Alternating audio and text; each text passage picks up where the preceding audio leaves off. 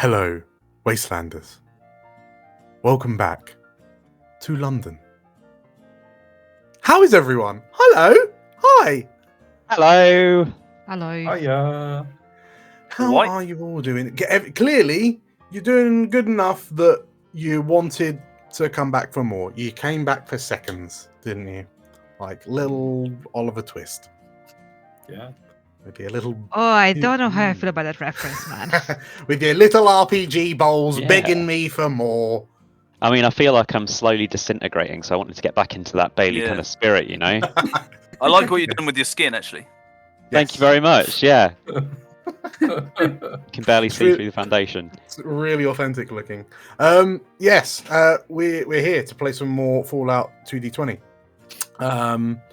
But not based in the United States of America, but in the United Kingdoms of England. Hello everyone, one and all. Hi Tim, hi Tilda, hi Staff and Tom, all the way from Proxy Table Gaming. Thank you all for coming back. I gotta say, Chris, you're looking good. Thanks. Today. I decided to shave the moustache off. Yes. Try a new look, you know? Yeah. Almost as convincing as Staff standing in for Matt. But Chris unfortunately couldn't make it tonight. So tonight, taking the role of Augusta is Julia. Hello. I'm here to babysit Augusta, yes? Yes. Hopefully she won't nearly die this time. That was awkward, We'll wasn't it? see. Fingers We'll crossed. see. Last time we found the five of you in the ruined, irradiated streets of Sidcup, which, as I'm told after recording, isn't actually all that far from modern day. But you were stood outside Sidcup Station. There was a Pindar station there, which are, the London's equivalents to the vaults, quote unquote. And you successfully managed to diffuse a relatively high tension standoff with one another. You were accompanied by an enigmatic figure known as Dr. Rast, who reportedly was a physician of health all the way from Oxford. And he was looking for his daughter. You heard some panicked, pained screams coming from the station, and upon investigation, you found a woman called Mika. You found her via some raiders, some hooligans, which were a bit more trouble than we were expecting. But yes, unfortunately, with her dying breaths, courtesy of a fatal gunshot wound to the stomach, Mika told you of a secret that she was keeping in Crystal Palace, which is a very large kind of walled settlement city to the north of where you currently are. And she divulged that the secret was an item known as a GEK, a Garden of Eden creation kit. And that's a big thing to have. So, with Mika passed on, you've all kind of pledged to head towards Crystal Palace alongside Dr. Rast to see where we go. Let's see what happens. Anything else? Anything I missed, or does that seem pretty? There was a name, wasn't there? There was a name. Yes, you're looking for a chap called Clements, who appears to know Mika in some way, or knew Mika in some way. Yes, that is fundamentally your objective. So, if we feel like we're all caught up, who would like to begin? Me, please. Yeah. Okay. It has been several hours since leaving Sidcup behind after Mika's death. The travel has been hard, but Dr. Rast continues to push recklessly ahead into the wee hours of the night. Slowly, the drizzle becomes heavier in the sky above. Dark clouds blot out the stars, bringing with them a light but deadly rainfall. As the rain starts, Rast curses quietly beneath his breath and changes course, leading you to a burnt-out house nearby. Only sections of the house's walls are still standing amidst the rubble, but its tin roof still hangs on the ceiling, if just barely. It's at least enough to protect you from the worst of the whipping radioactive winds and acid rain outside. I slept here last night. It seems safe enough, Rast explains quietly, as he removes his lab coat and tosses it over a broken couch in the living room. Beneath the coat, Rast is wearing nothing more than a set of dirty pajamas. With a small gesture of his hand, he motions to a makeshift fire pit by which a small pile of unused dry wood remains. I suppose we should stay here tonight. Crystal Palace is still a long hike from here and we'll need our rest, he says simply, before he disappears into one of the back rooms of the house, leaving you all alone with one another. So, as the Doctor removes himself from the situation, the five of you kind of find yourself stood similarly to how you first met not too long ago, stood in a circle. This time, instead of guns pointing at one another, you're separated by a unlit campfire. Who's doing what? What do you do? Yes, I'll go ahead and get this fire sparked up. Sure. Well, Bailey, as you kind of kneel down, you notice that there's like a box of matches. There's the dry wood. And thankfully, it's dry enough that it should light without any real trouble.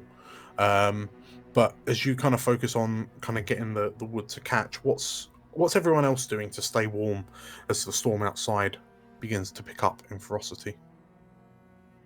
I'm wrapping my spare ties around like a scarf. Very, very good. Very good. Marvin, what's Marvin doing? I continue being a robot, not really affected by the weather. Gloating internally at all these fallible humans. What do you mean internally? Can Marvin get the fire going with his flamethrower? No, I'm not wasting my fuel. Sure, that's fair.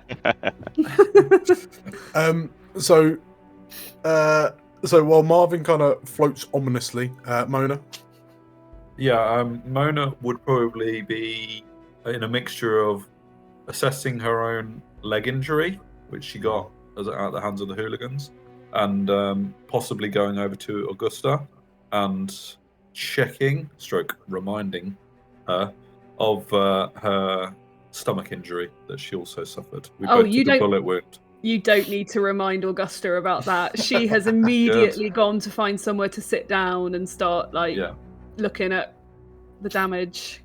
Sure. Yeah. I mean, in which case, yeah, Mona and Augusta, as you kind of delicately and tentatively check your wounds, you can see that the various kind of medical attentions that have been given to Augusta, your torso, and Mona, your left leg. Like it's the solutions that you've reached so far are a temporary measure for sure. You're going to need to kind of perhaps some rest will do them better. Mona, being the proficient healer that you are, you're probably going to need to do a little bit of tending to the wounds, both yours and Augusta's, if she'll have it, before you turn in for the night. But I mean, given the world that you live in, the fact that Mona, your leg is still attached, I mean, that's the half the battle right there. So yeah, that's good. I think Mona would probably also be using the injuries as a little bit of a screen to talk to Augusta. Sure. She'd just probably sort of lower her voice and go over and say, Augusta, the man, Happy, we've only just met him. I'm not so threatened by the ghoul, but we need to keep our eye out for him. We don't know him. Well, that sounds quite sensible. Do you have any specific concerns about him? No, not yet. He's given me no reason not to trust him, but we perhaps just need to keep our eyes open. Very well. And the same goes for the doctor. I trust him even less. I'm inclined to agree with you. Well, I'll be watching him as well, and hopefully between the two of us we can catch any untoward behaviour, nip it in the bud. Exactly. Whilst the two of you are saying that, Augusta, as your eyes kind of scan this ruined house, the sound of the falling rain rattling off the tin roof overhead, who do your eyes fall on between kind of Bailey, Happy, and Marvin? Like after Mona finishes talking. I can't help but feel that Augusta would be fascinated by Marvin as a piece of technology, and she loves computers and technology and the like. Sure. Yeah. And the ability to cut people in half. Yeah, I mean Very attractive. It's an admirable quality. It's efficient in Augusta's eyes. Yes.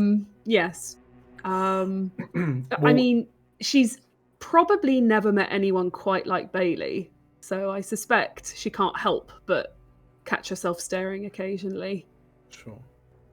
Well, in this moment, Marvin, is there, in this moment in time, whilst the humans and the ghoul are kind of doing their human and ghoul things, are there any odd habits that you just happen to be doing right now that you reckon that other characters might have noticed or be picking up on? Like, have you just kind of floated out of a doorless door frame into the rain to get washed off, for example? Less that and more. People probably can see aborted motions when when it starts to go towards one person to maybe adjust a piece of clothing or help with something, and then stops midway, retracts, and then goes to do a perimeter, but it keeps repeating, like it's part of a nightly routine. Sure. Okay. Who, like, as you kind of you're doing it subconsciously, subroutinely, but as you're kind of floating about, who, with your three eyes, who do you notice? I think the doctor. Dr. The doctor Rast? is an unknown element, and Marvin is like, okay, with the rest of the gang, it kind of gets the dynamic, like who is pairing up with whom and what could be the potential conflict. The doctor is unknown. Sure.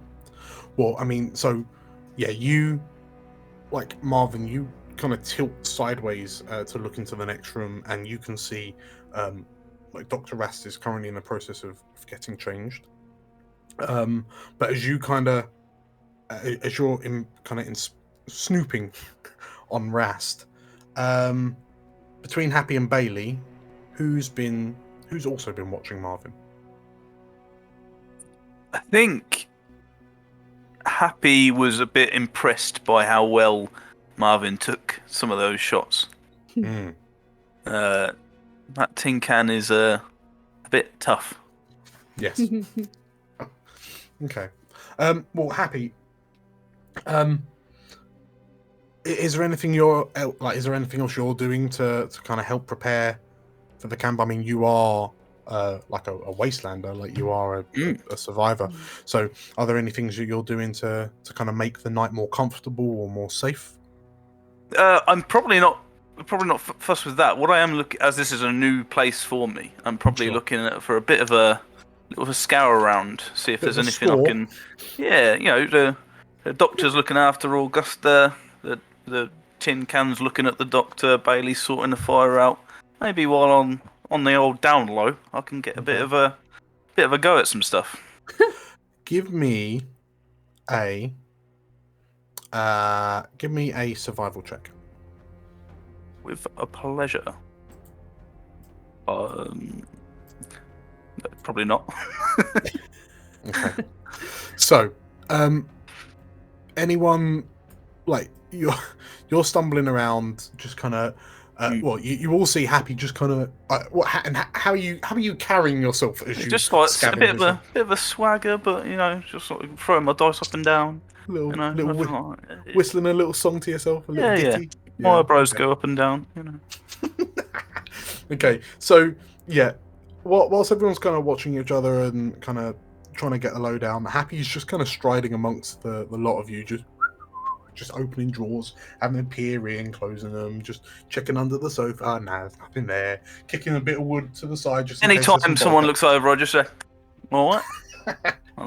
Okay, And then crack on. Unfortunately, this. So, the gist that you get from this house, Happy, is that it's pretty clear that it's used by travelers, and I mean, as far as shelter, like night shelter goes, I mean, it could be a bit more well defended, but it keeps you safe from the elements. And the last place we want to be out right now is out there in acid rain. Yeah. So, I'm just like my namesake, quite happy. Sure. In which case, yeah, as you're kind of minding your own business, there's and Bailey, you managed to get the log to catch, and as the log begins to crackle, and you're able to kind of gently rub your hands together, not too much friction, not in your state, and then kind of warm yourself up as best you can. What's going through Bailey's mind? I think this is something that they know that they can do. They're spending a lot of time. I mean, it's not like they don't notice the little glimpses they're getting from the doctors. I mean, Happy's actually been surprisingly accepting so far.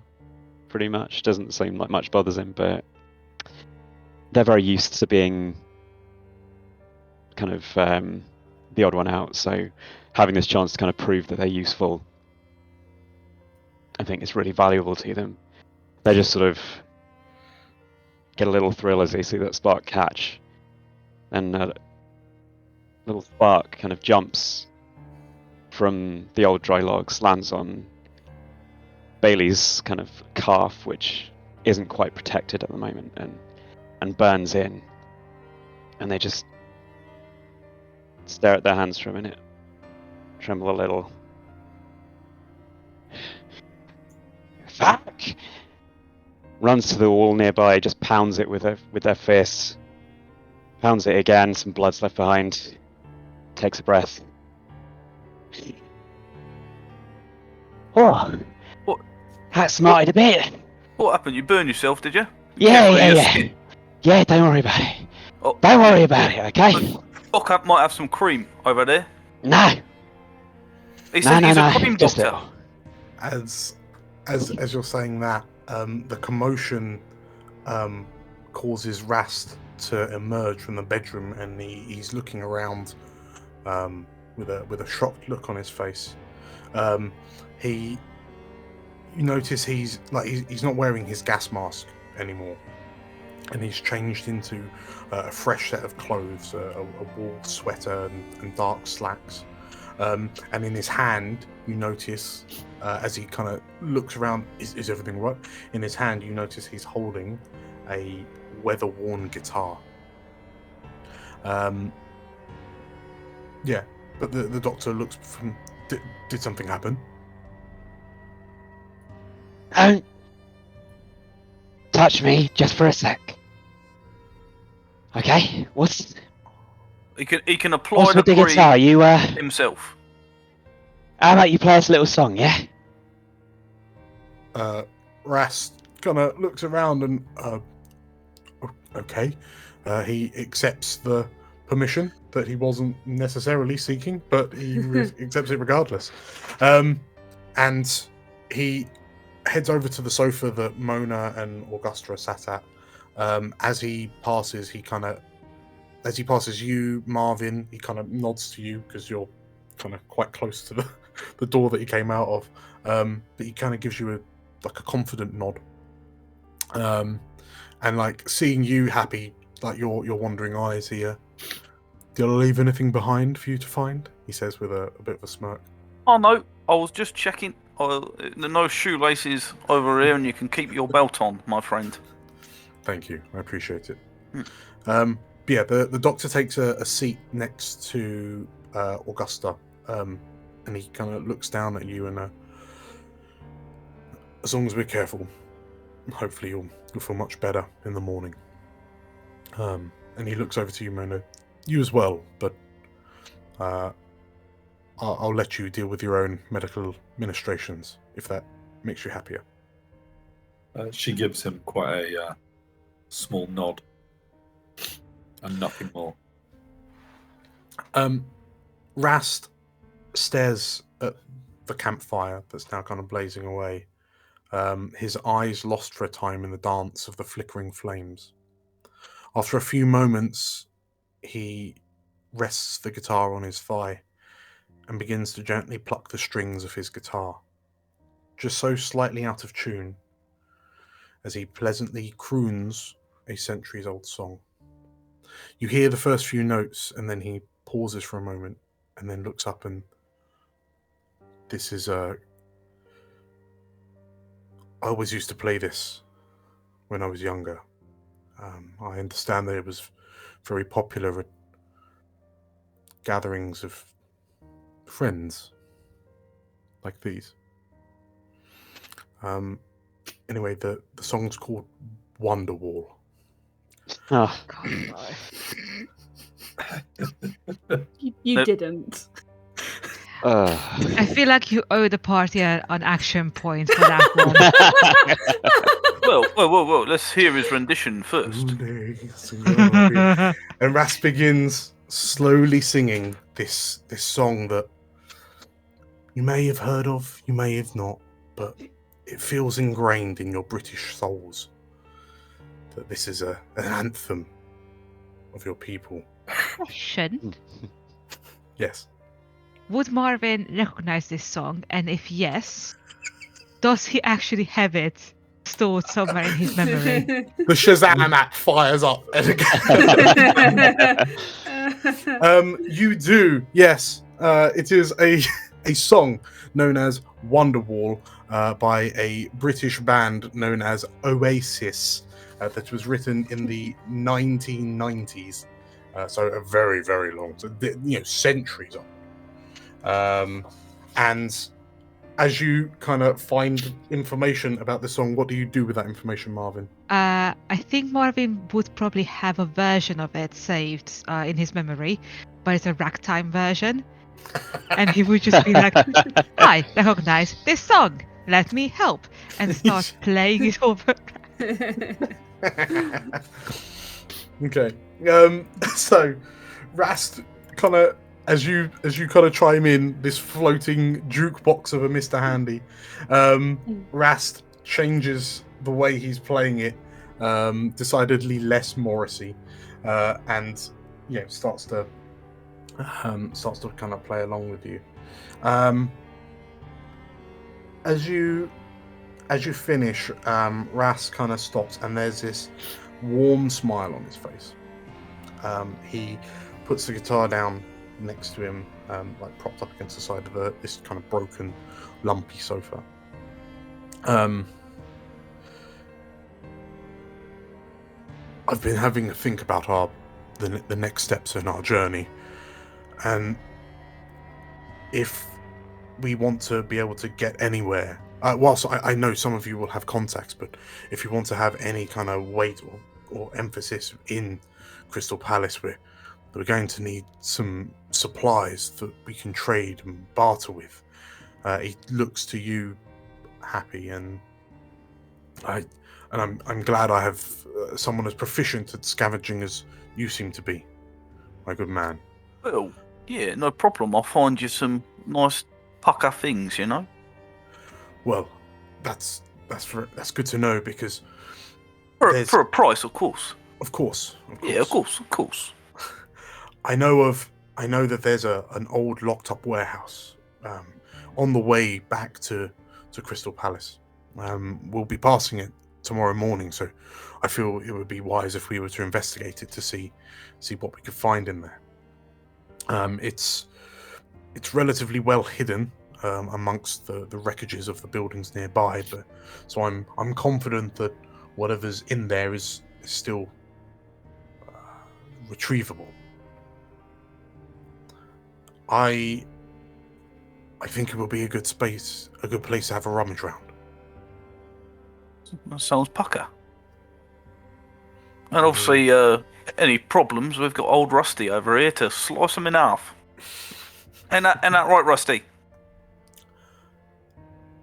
I do believe you are mistaken. My name is Marvin. Au contraire. My apologies. Rast chuckles and it's a homely little place, isn't it? He says, looking around. And as he kind of lets that question linger in the air, the six of you, or the five of you, sorry, have this feeling that if ever there was a chance to ask questions to Rast, this might be the best opportunity, given how determined he seemed to be on the way here. Is this at the cost of AP we don't have, or is this generally just a conversation? No, I mean, Rast seems surprisingly relaxed. He seemed quite tight wound since you left Sidcup, and there's no prizes for guessing as to why, but he just seems a bit more with himself right now. Can I just check something? Did we ever establish whether Mika was his daughter, or has he just refused to talk about it? She wasn't. She was a colleague, if I remember correctly. Okay. Like an acquaintance, yeah. So he still hasn't found his daughter. Okay. Yeah. Well, as you say that, yeah, you see this kind of slightly wistful, not 1,000-yard stare, more like 100-yard stare in his eye. I think Augusta will probably be curious to know. My good man, Rast, you're clearly a man of science. What's your area of expertise? I'm a physician of health, primarily. Cream, right? I have dealt with creams, yes. Yeah. See, Bailey, you're all right. Yes, there are a lot of things in the world that can be fixed, that can be improved, that can be negated entirely, and I believe through the pursuit of science we can achieve that. He looks to you, Augusta. I'm sure a woman of your standing would agree. Of course. Science can achieve, well, pretty much anything with the right amount of resources. He nods. The world has been a literal bomb site for hundreds of years. And whilst every day is a struggle, I believe that through the pursuit of knowledge and advancement, we can create a better world. We can return to something resembling what once was. And this Gek, do you believe that is something that will take us closer to this vision of yours? The raw power said to be held within a Gek to terraform vast areas of countryside to make it fully sustaining. Trees that don't require daily, hourly nurturing. soil fertile and healthy enough to reliably grow crops, fresh water. Just hold on there, Doctor. Hold on, Doctor. Let's not get too excited. I don't believe that if there was such a thing, if GEC was available, why wouldn't it have already been triggered on? Why would someone just be holding on to that? Don't get too excited. I'm sorry, but your GEC might not even be real. Rast stops, and you're right. Well, we're... But Oh, go on. if it were real, even if the stories are exaggerated and romanticized, the stepping stone that whatever it is would give us, if it could be the turning point. Or it could just be a way to get people like us to bring things into the people who want it. That's what you're getting us to do, isn't it? Go into a warehouse, get loads of stuff, but trade. They're going to get what they want, and we're chasing shadows. What is it that you want, Mona? She turns away. I'm sure it's a pretty penny, like most of us. Am I right? He looks to you, and like as you all kind of follow his eyes as he looks through the group of you, you notice that he's inspecting each of your dusty, dirty attires, and his gaze falls on Mona last. At this point, you notice how the jacket Mona wears is significantly cleaner than the rest of yours. Her trousers are well kept. Her boots are still in good condition. And his eyes finally fall on the sigil on your right shoulder. The sigil of Camelot.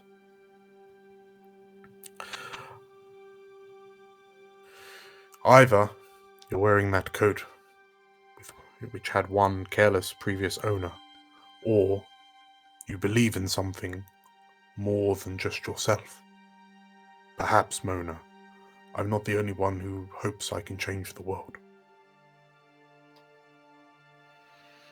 Perhaps. The gentry over at Buckingham, I know that there are a lot of people that aren't happy with the way that things are running. I know that Camelot struggles against the Tommies and the Syndicate and everyone else here, turning London into a playground of violence. But you have a hope. You try not to show it, but I can see the hope in your eyes. There's a reason why you've only recently started wearing that coat. She probably stays silent for a little while. Probably looking around the room for anyone else to speak. The doctor asked you a question.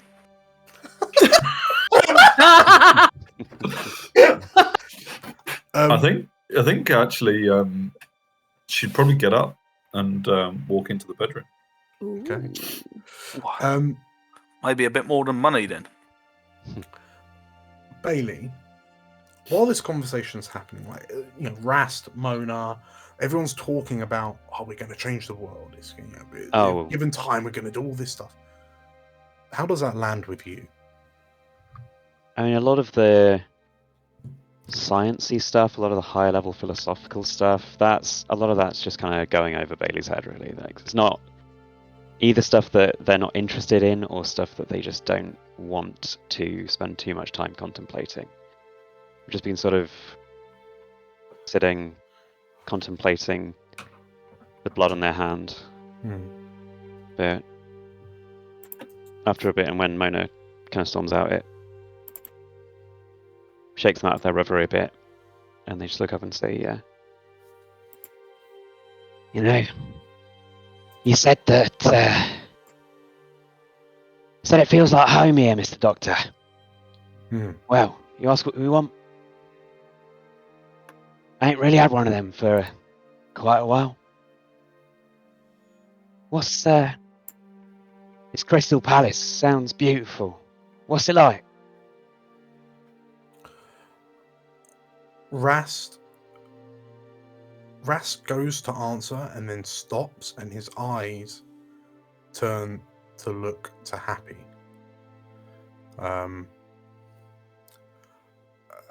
And Rast continues, I hope you don't mind.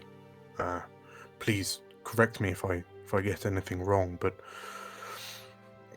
Crystal Palace has proven to be both a safe haven and a crutch for the area.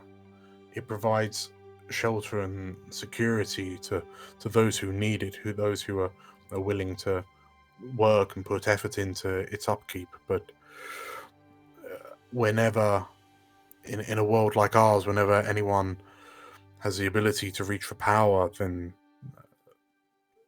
ambition can very quickly be turned sour.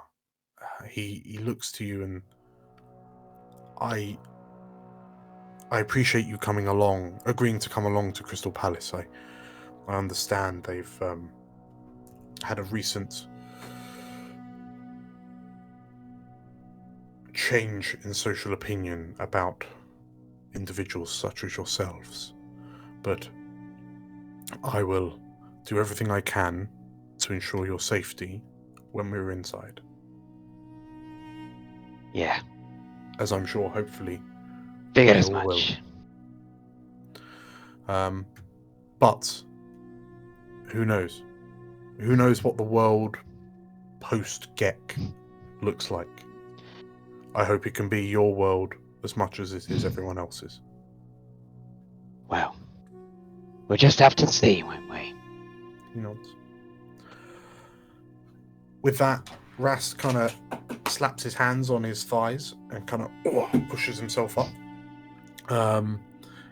And he kind of looks to you all in turn. He nods. He kind of places a hand on your chassis, Marvin, in an almost like petting the dog, petting the cat kind of way. Like, oh no, actually no. It's the equivalent of the firm hand on the shoulder of like a trusted colleague. But he turns to you all, he nods, and then he turns to go to the bedroom and then stops and thinks, oh, no, it's occupied. Right, well, he picks his lab coat up, if you don't mind, and he grabs one of the cushions he pulls one of the cushions off the sofa, and he kind of retires to a corner, and so as he gets himself ready, I suggest getting some rest. We'll have a long day tomorrow, he says, as he retires for the night. Between... Go on. I was going to say, at that point, could I go over to Bailey? Sure. And just, what there, geezer? You looking for a place in Crystal Palace then, are you? I've been looking for a place for quite a while, really. You know, with like a roof and stuff. And not ideally no. I mean, I've found a couple of places with like with a roof, but not all the walls, or maybe they're full of like rats which try and eat my feet. So I have a particular place that does no such rats. Well, not many anyway. You have my attention. Perhaps if you wanted to come stay in my abode, that would be quite all right, my friend. And here, I'll give you this. And he takes off his tie. Wrap this around your hand. That will soak it up a little bit. Don't help your little burn there. Then we're all have a nice little kip. Wake up, be just as good as new. You know what? I might well just do that. Thank you very much. Hey, don't worry about it. We'll get that cream, no problem. Knowing it probably won't do anything, I will definitely take the tie and just, wrap it on. As this plays out, Happy pulls another tie and puts it around his arm. As this plays out, kind of off to the side, watching everyone with your three eyes, what's Marvin making of this? Like, what's happening right now? I think Marvin actually clocked out of the conversation halfway through, thinking, "Oh, this is very human talk, and no one asked me what I want. How many species of them?" Like, yes, of course. Don't ask the robot what kind of revolution they want, and then just spend the rest of the conversation thinking about like Bailey's problem is that they are not dressing well enough. Like all of these issues could be fixed with a better jacket, a better hat, and maybe hang on now. just shorter limbs. Actually, if you just didn't have a hand, then you wouldn't poke out the end of the sleeve. Like I think halfway through, Marvin starts going through the abode. Like maybe if they can find just some makeup. Just something, an accessory. Sure. I probably would actually like after a bit, once most people have started to get to bed. It's probably going to take a while for Berg to settle down anyway, given it's been a hectic day. So I probably would find wherever Marvin is just ominously floating. Yeah, I think a couple of times you wake up during the night to Marvin hovering above you, measuring your shoulders. I mean, yeah, just holding. When up that happens, after like my initial like, do I need to kill this reaction, I'd be like, you seem all right. It's nice to have someone else around who knows what it feels like not to quite be one of them, Yes, I believe I know what you mean. By the way, blue is not your color. Would you like a new hat? You know what? Because I don't mind you, I'll pretend I never heard that. Okay. So you all kind of managed to get a night's sleep. It's somewhat middling. I mean, you don't feel particularly well rested when you wake, but also you don't feel particularly horrendous. The lack of windows and one of the walls allows enough light in that you're kind of awoken quite early in the morning. Between the five of you, who do we feel wakes up first? I mean, I don't sleep, so and why is I am going to put up my hand here. So you're kind of in standby mode. So you've managed. I imagine over in the corner of the room is a toilet bowl that's not connected to anything. It's just kind of sat, and you're able to lower yourself into it, dunk, like an egg in an egg cup. Excuse you. So it's an empty toilet bowl. It's fine. It's fine. Otherwise, you'd be on your side, wouldn't you? When the thruster turns off. Yeah. Between the five of you, who would we argue is the first to quote unquote wake up? I mean, I'm very used to sleeping in conditions like this, so I'm probably out like a light. Cool. I'm comfy with a little rolled up tie as a pillow. I mean, you know what? Given how she holds herself, I think it's going to be Mona. I was going to say, Mona is not as comfortable out here as she would like to give the perception. Sure. I don't know whether or not, storming into the bedroom had its potential pros in that maybe she had a bed to sleep in. Yeah. But I don't know whether there was a bed in there or anything. There was a bed frame. Sure. She probably would have spent the initial few moments taking her jacket off and just looking at the Camelot emblem that's on the side of it. probably just tracing it with her fingers a little bit, and then finally just stuffing it under her head and going to sleep on it. Sure. But it probably would have been a fairly restless night, Yeah. and she probably wouldn't have allowed herself to sleep any longer than necessary. Sure. And possibly a bit uncomfortable from her leg wound. So. Sure. Well, actually, that's a good point. So, just real quick for Mona and Augusta, as you kind of wake up from your respective sleepy times, if I could have you roll me a survival check, please. Difficulty 1.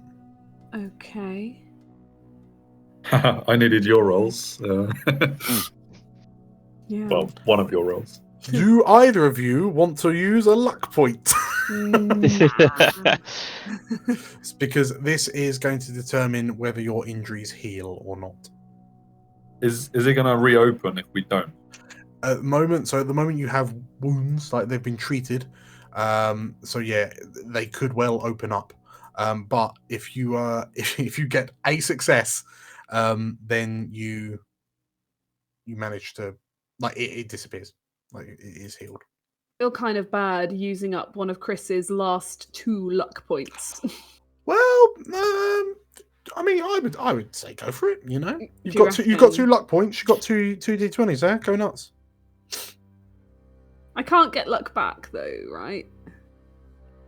I mean, let's just. You know what? I just. Oh, there you go. Oh, cool. 2 successes.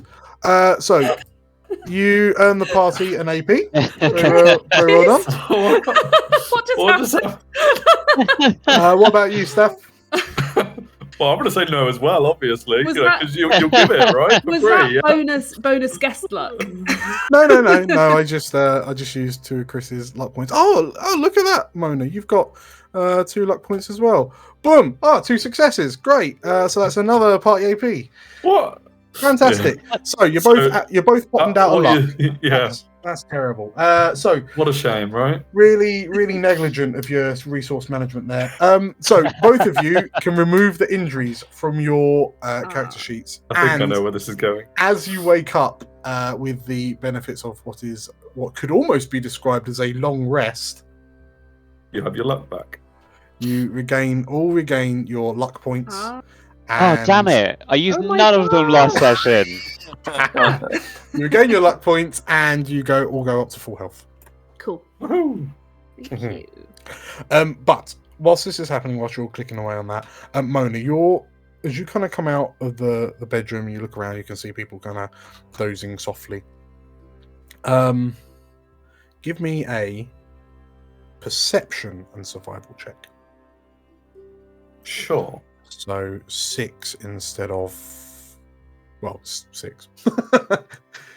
Yeah, sure. I might have done that wrong. Yeah, so no, it's a fail either way. I have done it wrong. It should have been a target. No, it should have been a target 8. That is correct. Yeah. Okay. It's the same for both, actually. But yeah. It's a fail either way. In which case, so Mona, you're kind of busy doing your morning routine. Who's the next to wake up? I don't imagine Augusta's terribly comfortable either. Okay. Sure. Although by the morning, her abdomen's doing a lot better, which is good. Yes. Yeah. Whatever Rast has got in those stim packs has done wonders for you long term. Slightly suspect. So yeah, I think Augusta will probably wake up. Which I don't think she slept terribly well. So she's going to have been a bit restless most of the night.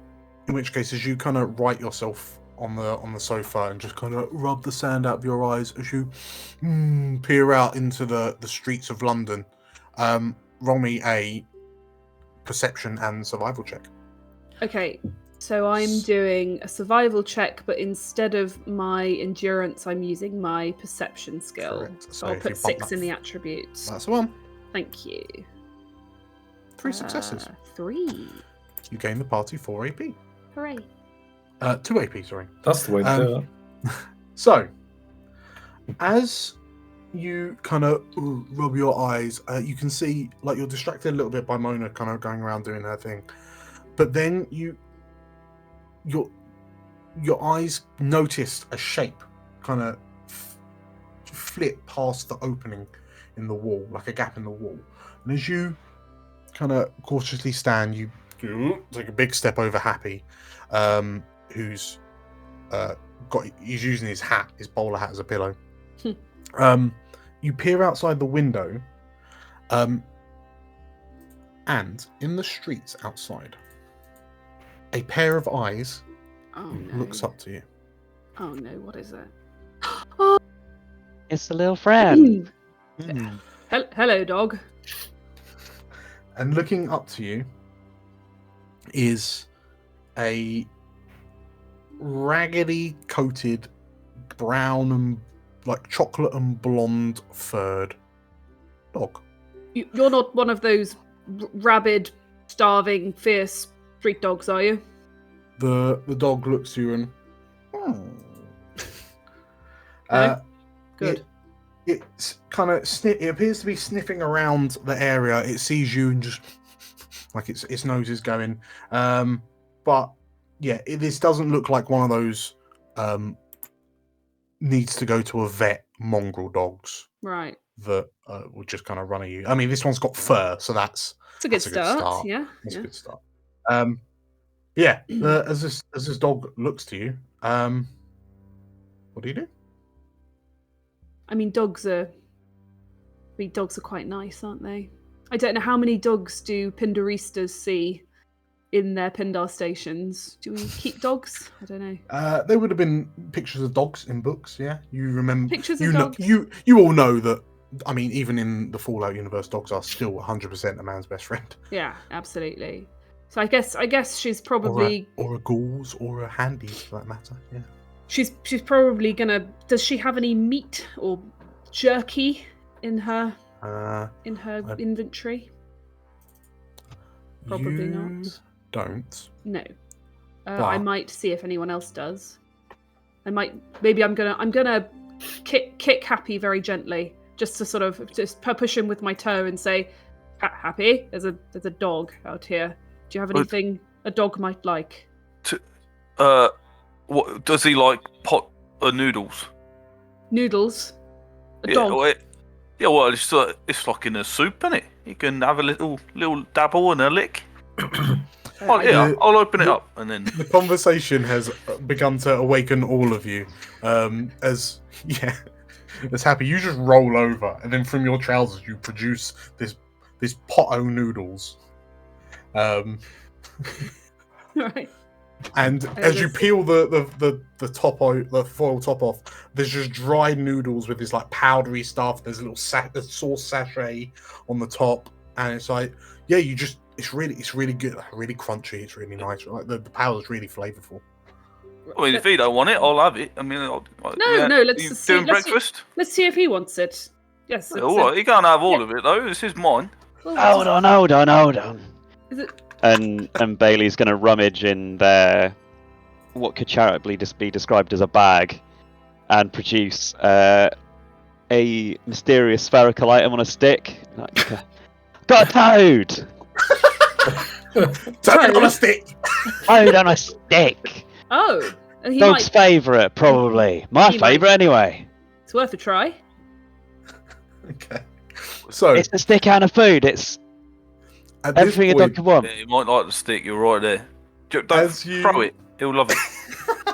Well, as you say that, like you've just been kind of rummaging around with a load of food. Marvin, you're you've reactivated. You're just kind of seeing everything that's going on, and then one of your eyes turns and sees at the window that Augusta was just kind of hanging out of. This dog is like two paws on the windowsill, looking inside, and there's a distinct like a lick of the lips as the there's a toad in there and there's hot noodles. I'm gonna let the dog in. Okay. So as you kind of open the door, I guess the dog slowly kind of approaches, just kind of warily sniffing, like the tail's definitely between legs, and like just almost pulled along by its snoot. The dog appears to be sniffing out the food. Augusta, off the stuff that you've read from the Pindar station, let's say, like dogs make very good companions. But with this in mind, is there anyone who'd like to try and tame the dog? What kind of skill would you need for that? If you were to pin it down. You feel like a handy combination of charisma and survival will probably see you through. But this is also something that multiple people could jump in on. Well, I'll certainly, throw a couple of dry noodles at the fella. Yeah, I'll dig my fingers into the middle of the toad and just pull it in half, and offer half of it to the dog. Okay, I'll put a bit of the sachet on top for a bit of yeah. Put the pot noodle seasoning. You know? So who's like the ringleader of the domestication attempt? I think it's Happy by the sound of it. Oh, well, I quite like a mongrel. A pup. Okay, right. And who's helping? I'm Sounds sure like helping Bailey. out on this. I'm very excited. Sure. I mean, anyone else can help with like pats and. Yeah. That pot noodled seasoning would totally be exactly how it is modern day. Wouldn't it? 200 years later, it would be absolutely fine. Yeah. Is it something called chai Ken? Yeah. Anyone who wants to help Happy, please roll me a charisma plus survival check. So yeah, click survival and then swap out your charisma stat. All right, let's give it a go. Swap in your charisma stat, I should say. Ooh. I mean, Marvin, like the humans are fussing over a valid food source. What's going on? I didn't want to say anything because I feel like Marvin is not the best person the best non-person to try to tame a dog. But you know what? My charisma is 7. I am going to try to help. Oh, okay. Ooh. I would like to spend a luck you've- to re-roll mine as well, please. What do I roll? I do survival and then swap out for charisma.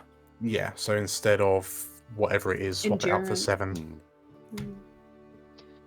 How much? Yeah, no. How many dice can I re-roll for a luck point? 1. One. Is Mona jumping in on the action? With an AP? You may. This is very important. It's very important. All right, I've critted. Okay. I've critted the dog. So we've got So- loads. right. So Augusta rolls 2 successes. That's one more than we needed. Tim re-rolled to get a 2, so that's 1 free. That's another AP. The dog seems a bit concerned by the robot approaching with a pincer, buzzsaw, and flamethrower. And Mona, I think, is just, what is happening over the course? Mona's Everyone's just converged on this dog. muttered dog meat under her breath and then walked away. And then last but not least, Tom, you use an AP to buy a 3rd dice, getting 2 successes. Does that mean I get 1? Did I need 2 successes or do I get 1 AP So back? it was a difficulty 2. Oh, no. The dog sniffs and then like looks up to you with like the textbook puppy dog eyes, and then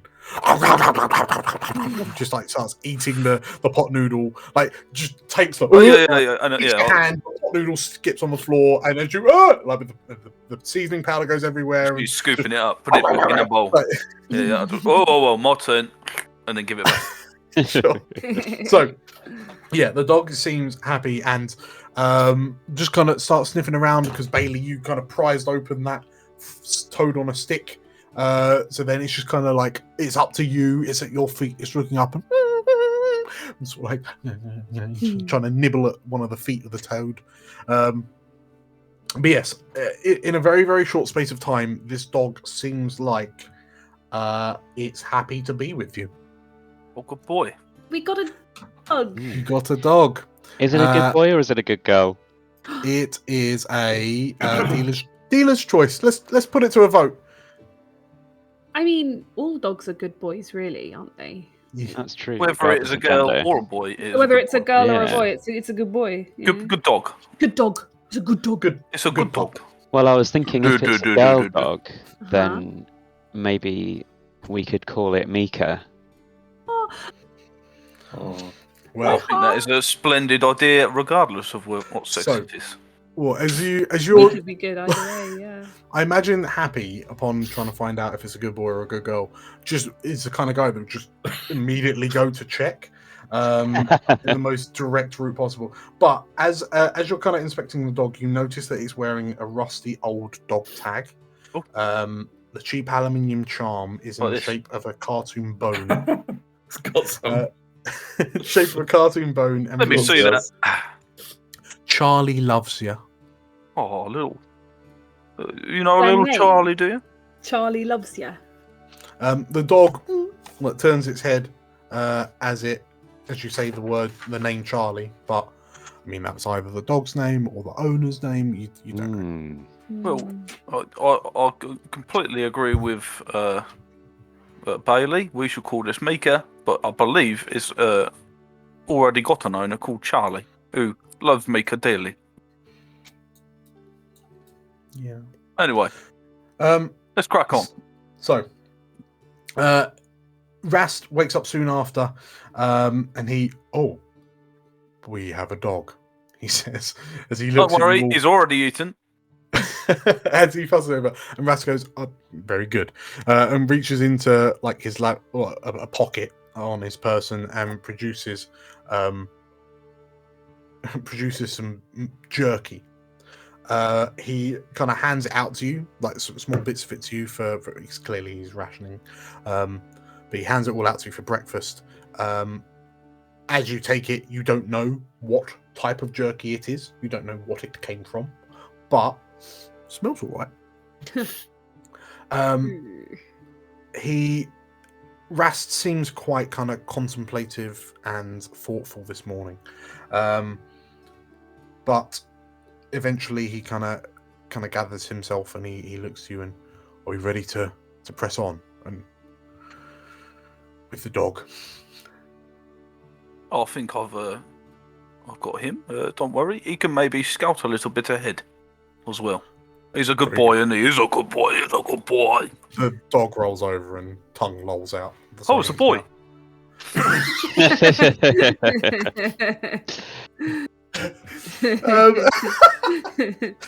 So, as the group of you leave this house behind, you press on back into the streets of London for what ends up becoming an uneventful several-hour hike. However, after those hours have passed, in a small clearing among burned-out buildings is an old warehouse not much larger than a house. Its windows are barred on the outside and appears to be boarded up from the inside. Its entrance is a set of wide doors, held shut by two heavy padlocked chains. A rusty sign near the door reads, Greene Brothers and Company. No parking. Keep clear.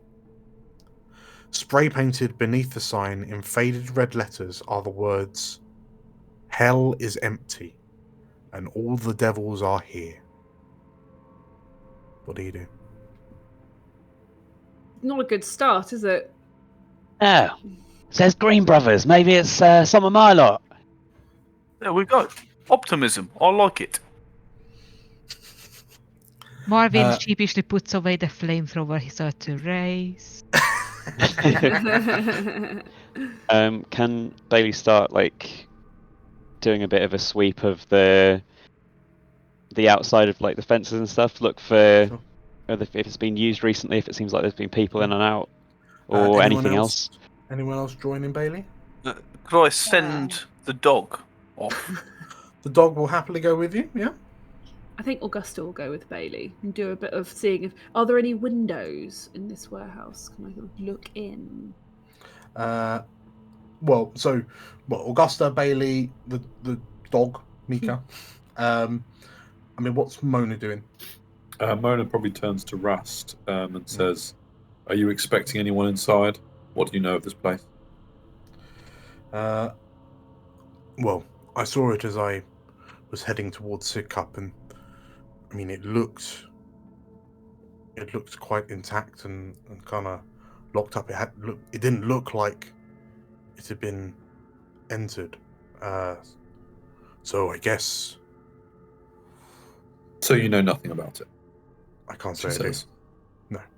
But She gives him quite a deathly stare for a few seconds longer than necessary. the mystery of it holds promise, though, I feel. What's Marvin doing? Just staying with Rust and Mona? Yeah. Marvin is definitely thinking that this is a problem that they don't particularly want to be part of. Sure. In which case, the recce crew, as you kind of investigate the area around this warehouse, you kind of end up doing a full lap, and what you figure out is that there is only one entrance, the double doors chained up with the graffiti on it. The raised yard behind the warehouse is littered with wood scraps, a broken chain link fence, and other junk. The building itself does not appear to have been disturbed from the outside or broken into recently. The chains barring the door are relatively new and not rusted, though the iron bars on the windows show signs of severe rusting. The windows are high up, potentially too high up to really kind of get a glimpse into without scaling the side of the building. Does Bailey want to stand on Augusta's shoulders? Maybe we could get that robot fella to have a little like hover up. Or, I mean, I'm always up for a little piggyback ride, so give it a go. I mean, it's not Actually, thinking not about really- it, I think Bailey might be a little bit burlier, so I'm happy to be the platform if you want Augusta to could climb hop on. up there. Yeah. Don't Would you lose an mind? arm. Would you mind awfully? Would that be? That wouldn't be disrespectful or anything, would it? I don't want to trample all over you. You won't be your first one. Come on. Well, so I should also just re-clarify. From where you're stood, you can see that the windows are barred on the outside, but boarded up on the inside. So even if you did kind of get the height, we wouldn't see much unless we got really. lucky and there was a gap or something. Okay. yeah. God says no. Probably not worth it. I think looking up there, they seem to be boarded up, but it's interesting that the chains are new. That implies somebody has been here in the last few weeks or months. Why are they chained it up for? Keeping people out or keeping something in? I'm really quite worried about that quote about hell and devils on the front door. I just call me a nibbling Nancy, or if you will, but I don't like it. I think something's off. So, with everything that you've discovered, how do you wish to proceed? You feel that, I mean, you could just take the direct approach and just flat foot kick the door open. But you'd have to do something about the locks or the chains. The padlocks themselves have big, very noticeable keyholes on the front of them. So you reckon if any of you have tools available that could pick locks, that might help. You could potentially go through a window, but it would involve wrenching the bars off the wall, going through the window, and then going through the boards on the other side. I guess it's always at altitude. It's always possible there's some kind of skylight on the roof, but we'd have to get up there, and that could be quite dangerous. Probably front door, I'm guessing. Might be easiest. That happy fella, he looked like he's probably been through a few locks before. Well, yes, I mean, I always carry a few bobby pins, just in case. You never know when you're going to be on the wrong side of a locked door, do you? Very wise. I normally just use my cricket bat, to be honest. A direct approach, I like it. So, what approach are we taking? Yeah, probably head back and... We'll go back round to the front and, Sure. discuss it with the team. Yeah, fill you in on what we have learned in our encounters. As the dog comes back, I'll give it the last little bit of jerky that I saved from breakfast. It's gone. Moments. I didn't even have time to put some pot noodle sachet on, mate. Lick your fingers. Oh. So, yes, Mona, Marvin, and Happy, Bailey, Augusta, and Mika come back and report to you what they found, and it would appear that realistically the front door is the entrance. It's just a case of how you get through it. Could Mona use an action point Correct. to look a little bit more closely beyond the gate and see whether or not there are any form of defenses beyond the gate that would suggest anyone is watching if we were to go through? Would that be something I could spend an action point on? Like if we were to literally unpick the lock and get through, would we immediately alert anyone on the other side, or does it look like it's unobserved? Rast was correct when he said that this place was kind of out the way, a little bit hidden. It's off the beaten track. There's not looking around. There's really not much in the way of sort of like vantage points for people to get the drop on you or be kind of watching you. I mean, there are kind of shadows and dark corners for sure, but metaphorically, if there was anyone that watching, we'd be able to see them. Yeah, realistically, like, especially given the Fair number enough. of you, like metaphoric, like to take a step back and look at what you're seeing, it's almost like if you rebuilt this warehouse as a literal treasure chest. That's like this is a potential gold mine for scavengeables. Yes. Can I just check? Are we currently still outside of the perimeter fence, or are we inside looking at the front door of the warehouse? So you're outside the front of the warehouse. The only kind of fenced off bit was like the backyard. Yes. Okay, makes sense. After what Augusta said before, if I have a look, does it look like there's any like drain pipes or anything that, with a bit of luck, I might be able to shim my way up? You can see that there are holes in the wall where drain pipes might once have been, but they're no longer attached to the wall, given that a lot of these drain pipes will still probably be made from kind of raw metals. You probably find that they've been like lead pipes pulled off the wall some time ago for scrap. Let's just have a little look-see at this door, shall we? They've got chains and everything around here, but with a little bit of luck, there might be a little boulder next to the thing, and hey, presto, we could find something handy to get us in there in that door. And I would like to use some luck to find something useful. Similarly, maybe a boulder with a key underneath that someone's put there safely, or something of the like. Or a fire axe that we could use to break. I would like to use my luck to do that. Before you use your luck, it might be worth just giving it a go, seeing if you can pick it or something. Oh yeah, that's true. If you want to use your luck point for me to put something new in the area that helps you, by all means. No, I don't mind. But we can we check first to see if we can get in without using a little bit of luck in the area, or will I just go straight forward? If Mona's already been stood there a little while, right, while the others looked around for a bit, so she might have got a bit bored, if I'm honest. Mona doesn't really have much patience for anything. Sure. And so she might have already tried to unlock it with her own, just gone up and had a little look. If she's been satisfied that no one's watching, I think while they're faffing around, she might have just cracked on. In which case, as you're... Yeah, okay, so Mona, you approach the chains and... the chains and the lock look pretty new by comparison. They're new. They've been on there for a little while, but certainly not as long as the rest of the building. Looking about your person, you don't think you've got anything on you that you could use to pick the lock, which would be handy. So it's not just the lockpick skill then? I need something to do you would need, like, with that, do I? The bobby pins, for example. In that case, you won't. Yeah. I am also going to say, if Mona does try to open the padlock while we are waiting and doesn't succeed, Marvin is going to go up and say, "Here, let me help you," and just bustle through the chain. Sure. Okay.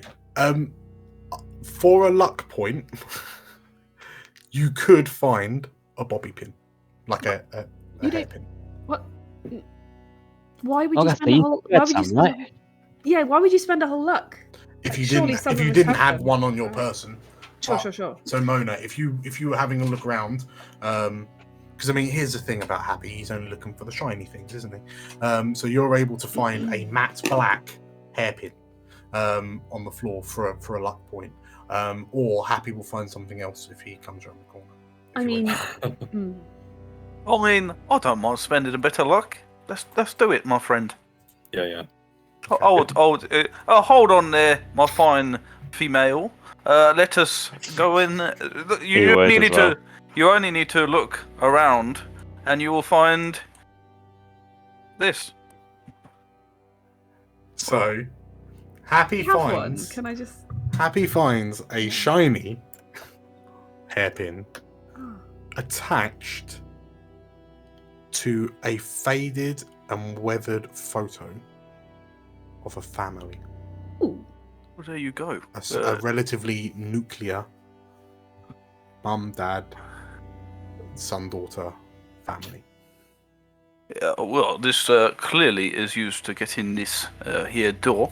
I will give it a quick go, unless anybody thinks they're well equipped to do so. But let's go, shall we? Yeah. If that doesn't work, I've got me grenade. Perfect. A little out of the box thinking. Wonderful. Yeah. Yeah, just a boss search sound in the background, by the way. And we have a plan C. Wonderful. Okay, so in that case, you've now got a bobby pin, which so it reduces the difficulty of lockpick tests by 1. So, Happy, if you roll me a lockpick test, please. Okay. I would definitely like to buy an AP, and then because I'm buying an AP, I get to re-roll one, right? Correct. Such is my daring nature. So you use one of the 4-party AP, the 5-party AP. Yeah. I will re-roll the 17 just in case, unless. Let's do it because I'll get it for free. Okay. 2 successes. You gain the party back. You gain the party back an AP, and as you like tongue out, you there we go, and with a click, the first padlock falls off. Click. Say it's the same make, so you do exactly the same thing, and with a thud, the second padlock falls away. I would like to put the padlock and chain in my bag for later, my friend. Sure. So as you just kind of pulling this chain out the handles, you stuff that in your bag. The doors seem larger now that the chains are off. They loom over you. What do you do? Well, shall we just go in there or send Rusty? Marvin? Marvin, are you good at scouting the area? Mona opens the door. Wow. Oh, wow. Also, I'll no, draw my it's not. pistol. I do like a girl with some conviction. In which case, Mona, you push the door open, and you're surprised to see Rast walk in with you. And with that, we'll take a 10-minute break. Nice. See you in 10! See you in 10. Yeah. I remember that night when she walked through my door. Most beautiful, sad face I've ever seen. "I've got a job for you," she said, "and only you. It's a matter of life and death." It's always a matter of life and death in this town. No rest for the wicked. "Fine," I said, "but I only accept one form of payment." "Anything," she said. "Name your price." "What I need you to do is hit the like button, leave a comment, and remember to subscribe to the Explorers of Elsewhere channel. That's my price. Take it or leave it.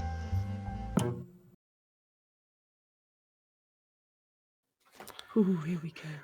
The inside of the building is dark and entirely unlit, but for a few rays of light shining through fist-sized holes in the ceiling. The rows of metal shelves are mostly bare, having long since been picked over by scavengers.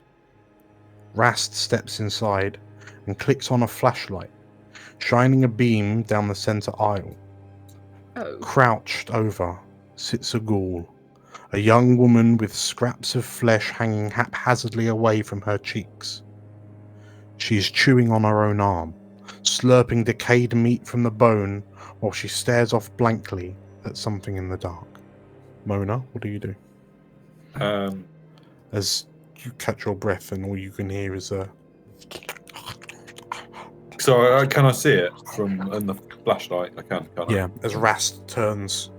So, yeah, Mo would probably crouch down pretty quickly and move slightly forward to behind the first, is it metal shelving unit? These are the metal shelves, yeah. Yeah. So to the left and just crouch down. Okay. Yeah, just out of view, so more Sure. tucked in behind the shelf, really. Okay. Rast kind of moves to the opposite wall. Everyone else, you with his torchlight shining, the ghoul appears to be looking off in the looking away. I'll just nudge Bailey and go, "Oi, bit of totty for you." Probably can't quite see this yet. So, I mean, Augusta and Happy, you can see in. Marvin, I think you can all see in, but only Augusta and Happy can also see this illuminated ghoul. Yeah. Yeah. I think I'll carry on and go with one of your friends. Come on, look. I'll go in there and usher him over to. You know her? Dan, if I can just check, as far as Bailey's aware, feral ghouls, are they usually? Do they give me any problem? I'm sure I've seen them before.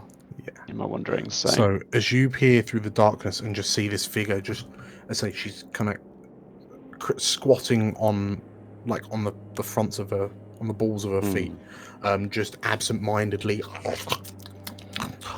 just taking chunks out of her arm, and you feel this kind of chill go up your spine, as you immediately recognize that yes, this ghoul is feral. The ghoul has lost, whoever she was, she no longer is. She's lost her, mental faculties. But in the past, they seemingly don't seem to notice you. Okay. I'm just gonna motion the other guys to stay back for a minute and kind of just wander up to her, I think. A little bit lost. No.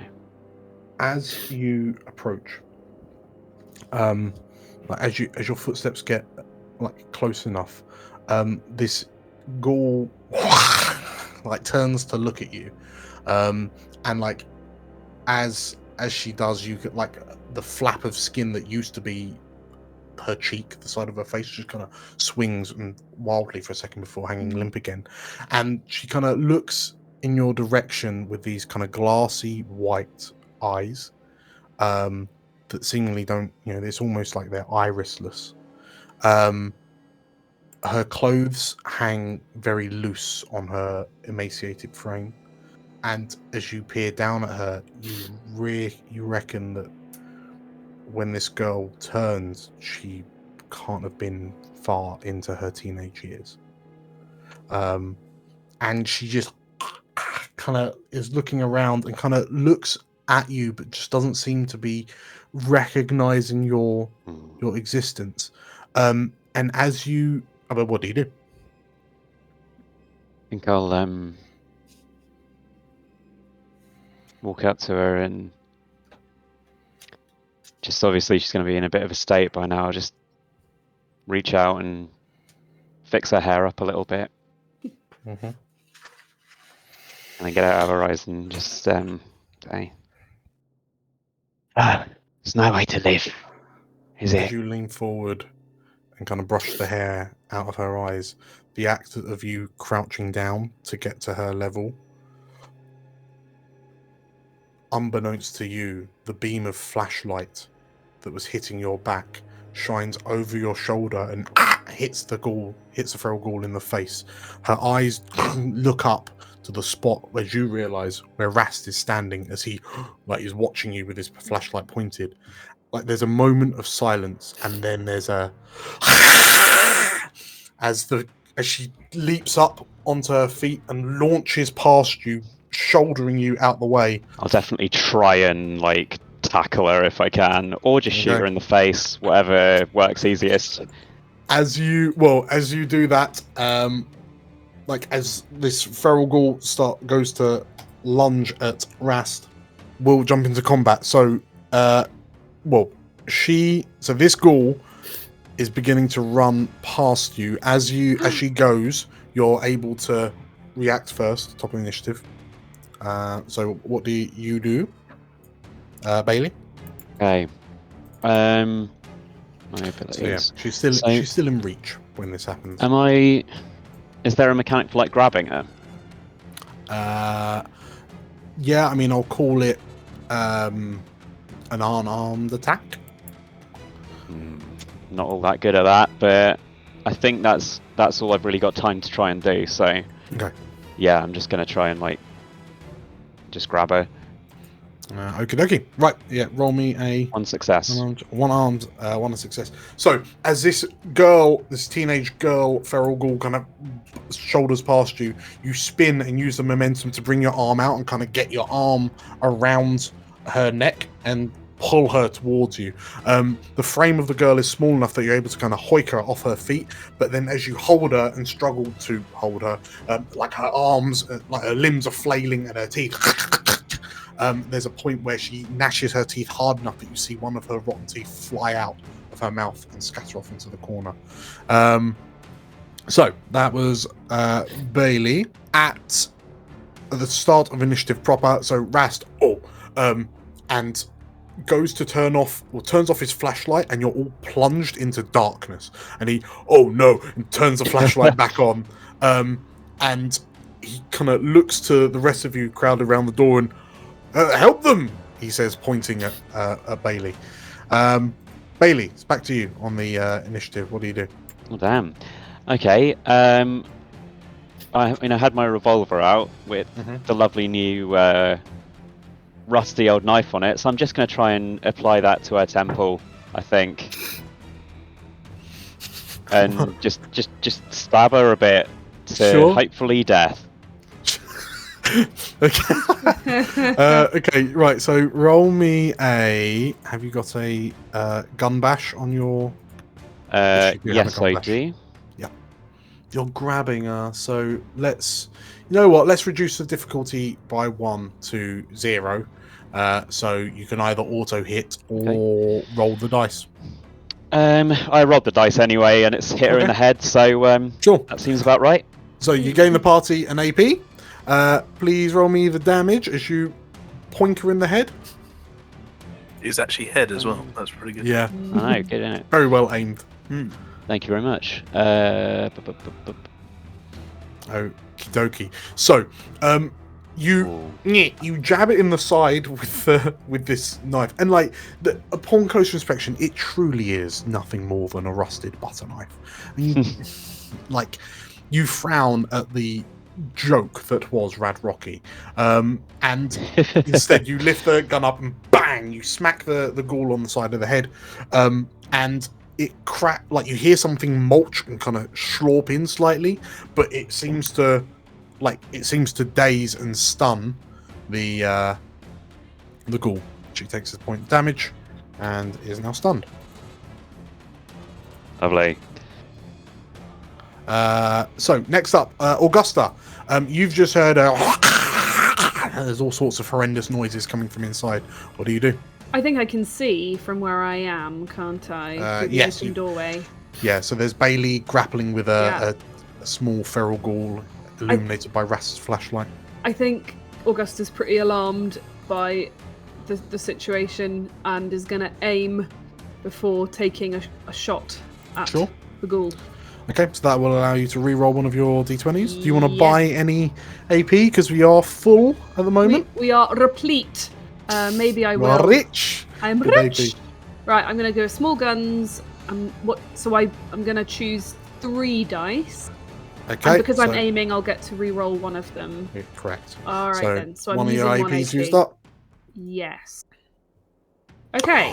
Oh, Oh, that's beautiful. Okay, well you Didn't need to re-roll. you gain 4 AP up to the Well. maximum of 6. So you've hit. Yes. Do And now I need to roll my damage. Yes, I roll don't. your damage. I don't really want to re-roll the 4 because I might then fail. Do you want to take one more AP to roll for more damage? Because that's a thing you can do. So you Yeah. can spend an AP for 3 extra dice, correct? Man, you Yeah. deserve it on that roll. Sorry. Deserve it on that roll. Okay. I'll use an AP to do extra damage. Yeah. So 5 dice for me. 7 dice instead of 4 because you get an extra 3. Okay. 7 dice. 7 damage and 3 effect. Bam! oh my Okay. god. So Bailey, you're just like you've just smacked this ghoul on the head, and her head's just lolled off to the side, and then in the same moment as the ghoul's head slumps, it just explodes into giblets, coats a nearby warehouse, like one of the shelves, one of the rackings, and the ghoul, like the girl in your arm, kind of spasms and twitches, and then kind of slips out of you. Like in recoil, you recoil and drop the corpse. The feral ghoul's just kind of ragdolls and flips around on the floor before going still. Oh, maybe this knife's all right after all.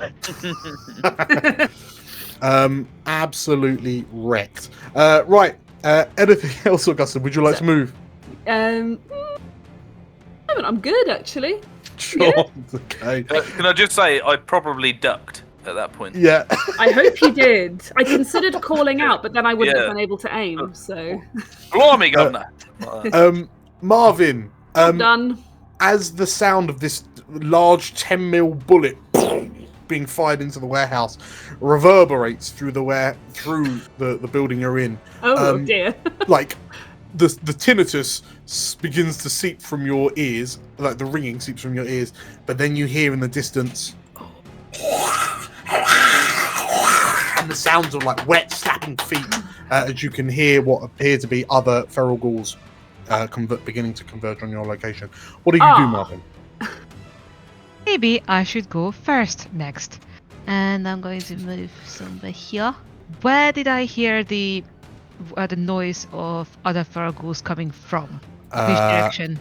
You heard the closest one seemed to be further into the warehouse, in the direction of Bailey, past Bailey. Ah, excellent. So I'm gonna go as far as I can, without entering into a new area.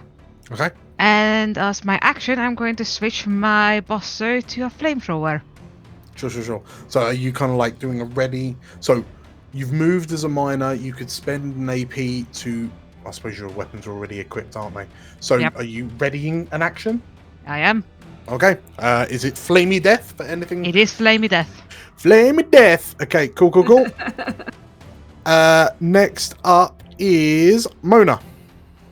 Sure. So, depending on your interpretation, Dan, Mona would like to use her major action to assist Yes. Happy Yeah. and give him a little piece of advice about dealing with ghouls, if possible. Okay. Yeah. So, I would like to plug for medicine, but I think you might interpret it as science, which I'm not quite as good at. But basically, I just want to say to Happy, these things are weak. Hit it in the head and don't hesitate. In the head. I'm Got it. gonna say that is a medicine. Yes! I still might fail, but you know. I mean, you've got 6 AP to spend on you to. No, It's a plum this plum. is just an assist, so I can only get 1 d20. I can't buy anymore, Cool. I think. So it's all on. Oh, okay. It's a no! complication. Reroll! Last time I tried to assist, I dropped my laser pistol. This The time, complication will be Happy. did not quite understand the briefing. Did not understand the instructions. If Happy on your first attack, if on your next attack you happen to roll a head location, I'm gonna make you re-roll that. Oh no! Because you're going for the head and gone. No. He said the arm. Not the head. He said anything but the head. I'll get Anything it. but the head. They're really solid, thick heads. Okay, so that was your major. Do you want to move? No. Okay. That's bad enough. So the dog wanders into the warehouse and kind of like growls a little bit, but is looking around, doesn't really seem to know what to do. As a major action, you are able to command an NPC, so you can tell dog what to do for a major action going forward. Happy, anything but the head. What do you do? Anything but the head. Right, I got it. Old Rusty's got up there. I'll check up over here. And can I go this way? Is there anything up there? So you're plunging you're plunging yourself into the dark if you go that way. Is Russ the only one with a flashlight? Rast has a flashlight. I do love that you guys are misnaming it, even though it's holding a fucking flamethrower. Okay. That's true. Yeah, I mean, it's not emotional. I don't think anyone else actually has light sources. All right, okay. I don't know what else. I mean, you can just about make out. Like you can just about make out you're about to enter into a doorway into, I don't know, like a storage area, like a cargo area, large items. Got good eyes, and I'll go this way. Oh, I can't collide with. You're going in. Oh right, yeah. Okay, so you cannot step into. Can I whistle the dog as a miner? Oh my god! Come this way. You can. Yeah. You can. Wait, okay. Wait, this way. Okay, so you whistle for the dog, and as you, unbeknownst to you, actually you can see the dog. So so Mika kind of looks up to you, but as you hear Mika in your direction, you also hear come from the darkness. Okay, I'll just shout. I got some company. Okay, and next up, so first off, from one of the aisles, a ghoul comes round the corner, like slams into the shelf and kind of ricochets off it, right in front of you, Marvin. So please do some flamies. Let's go. I was hoping for more than one of them, but that's okay. That's all right. I'm gonna steal an AP. For fun and profit. Oh, I forgot the flavor was kind of shit. Is it? Never has that sentence ever been uttered, by the way. you could always go for 4 dice. Like, to Marvin, the flamer is just so, you know? No, the flamer is genuine. It's like, Fiery it's death. okay. I've got let's try. Worst case scenario, I'll get nommed on a bit. The good thing is that if you hit, then the ghoul knows about it. I don't think I hit. Oh no! That's just. You know what? I'm gonna reroll one of the 20s because 2 complications seems like a lot. That one was a 19 as well. It's just like. Oh my yeah, god. that's just. Oh, that is poor. That's just. Poor. Sure. I told you the flamethrower is bad. You know what? I'm gonna 20 and 19. Wow. No. Yeah, to be fair, you did say it was kind of. So I use up 2 luck points to reroll that, and that's 3 successes. Oh, wow. What a turn up for the books. Okay.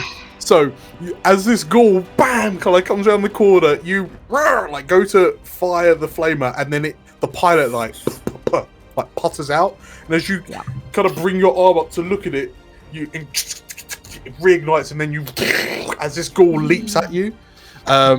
I assume because that's 3 successes.